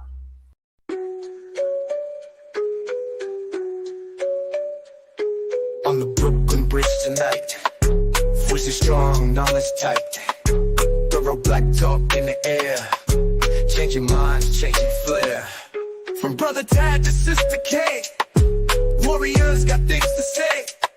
Sister Marcy brings the heat, brother Blacksmith keeps the beat. Revolutionary waves, they fly underneath the open sky. Every word's a call to fight. Tune in, feel the ancestral light. Thursday nights the world will see Black Power Media on display. Facebook, YouTube all aligned, free from every bind. Social talk and politics, every voice breaks through the matrix.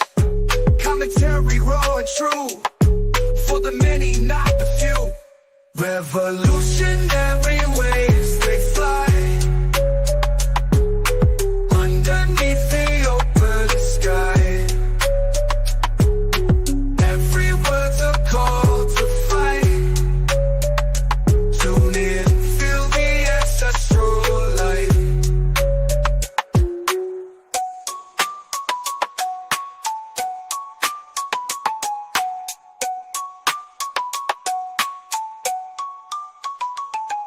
Social talk and politics.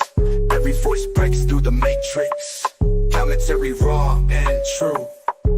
For the many, not the few. Revolutionary waves, they fly